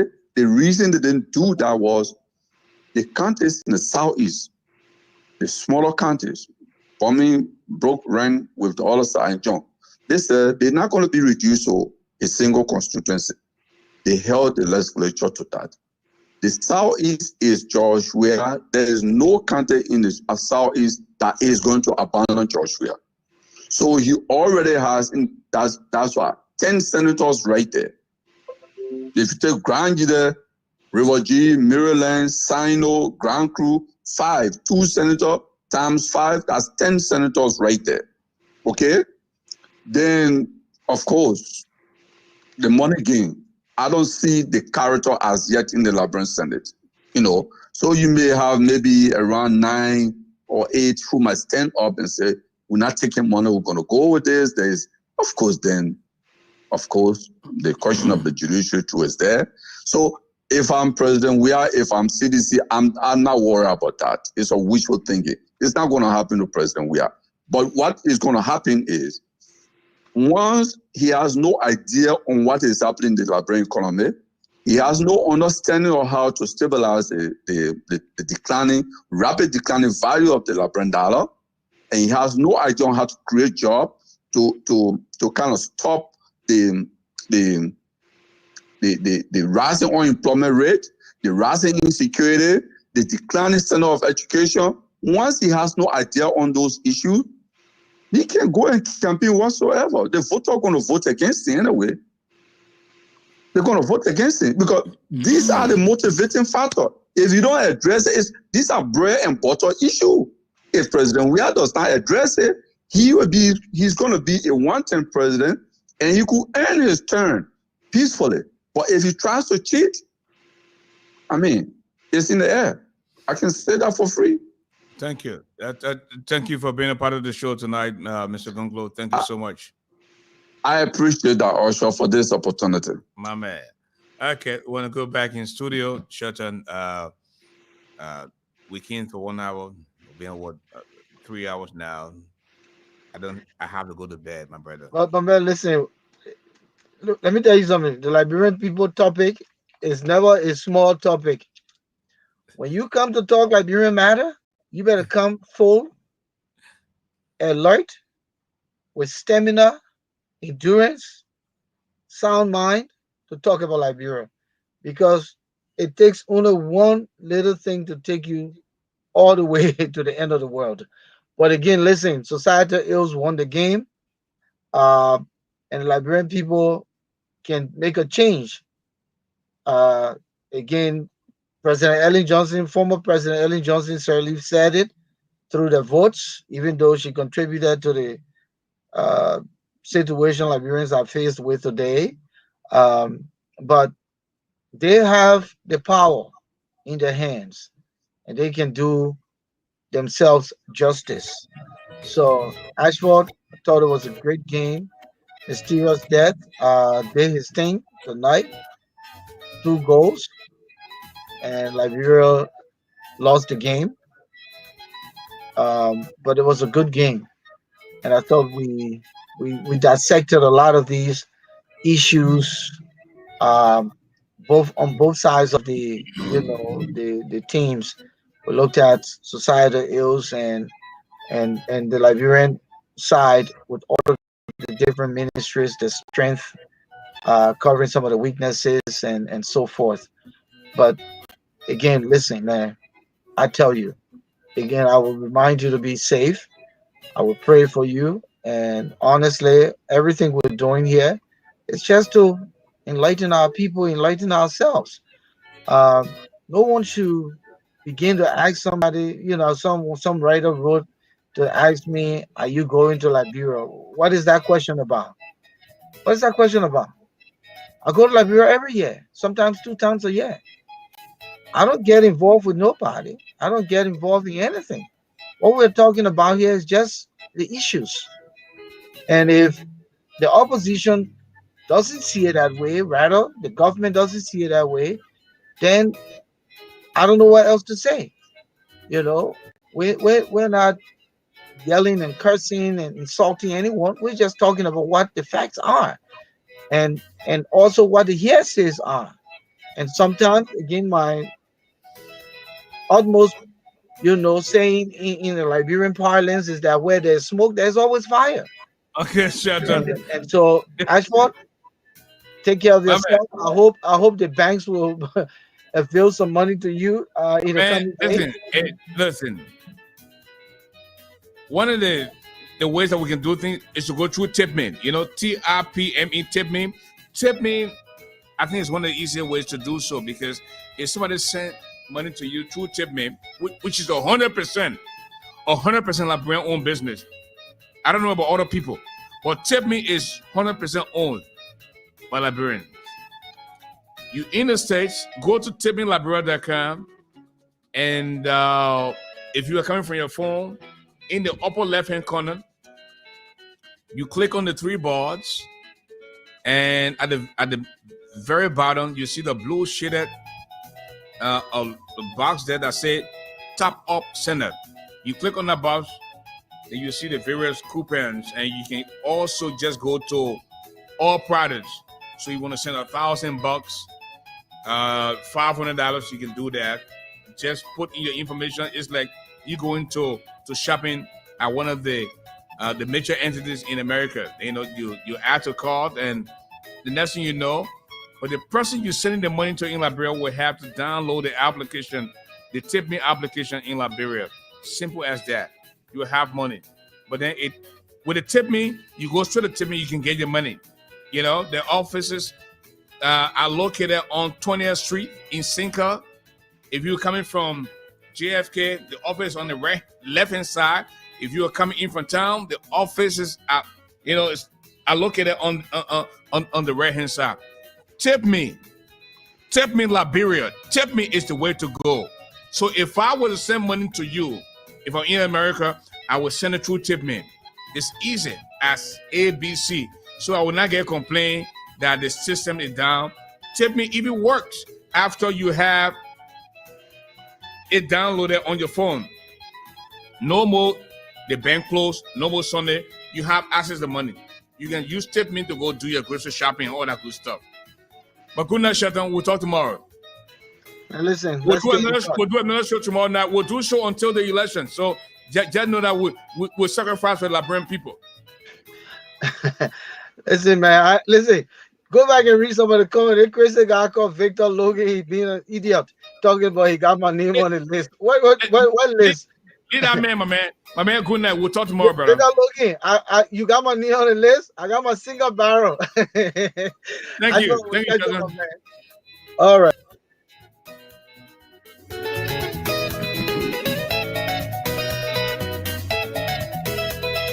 And folks, I'm afraid that's all the time I have to be with you tonight.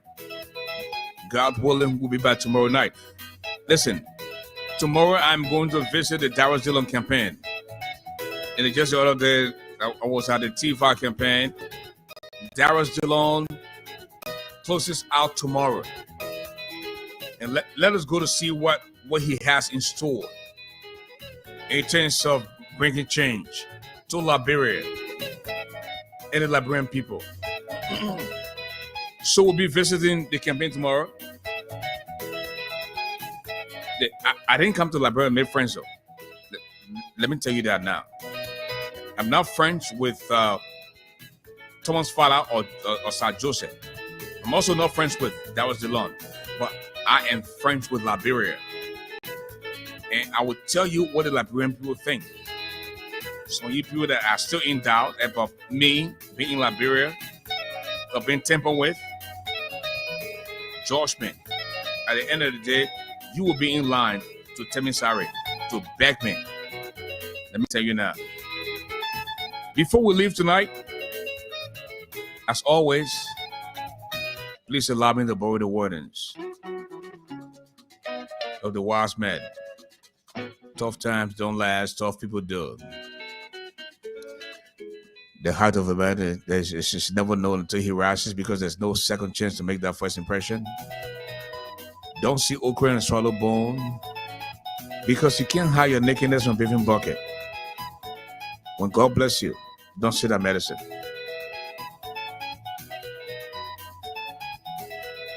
Trust no shadow in the dark. Because you know what? When you see crawfish come from underneath the water and say the crocodile here sweating, don't say it aloud. And with that said, folks, we don't know Mozu, anyone get mad double to dry. Are you ready? Wapo upon you swallow zoo. When call out dweller, do Wayne change Johnny to dry you. Are you ready? Wapo the medicine of the microphone, the golden voice of Liberia, the brother who doesn't eat iron, but he's definitely stronger than a lion. Get it? Sit to by ye. ASHFORD the giant, the broadcast commissioner, the medicine of the microphone, the golden voice of Liberia. And now you know me, GARLEY. Have a good night.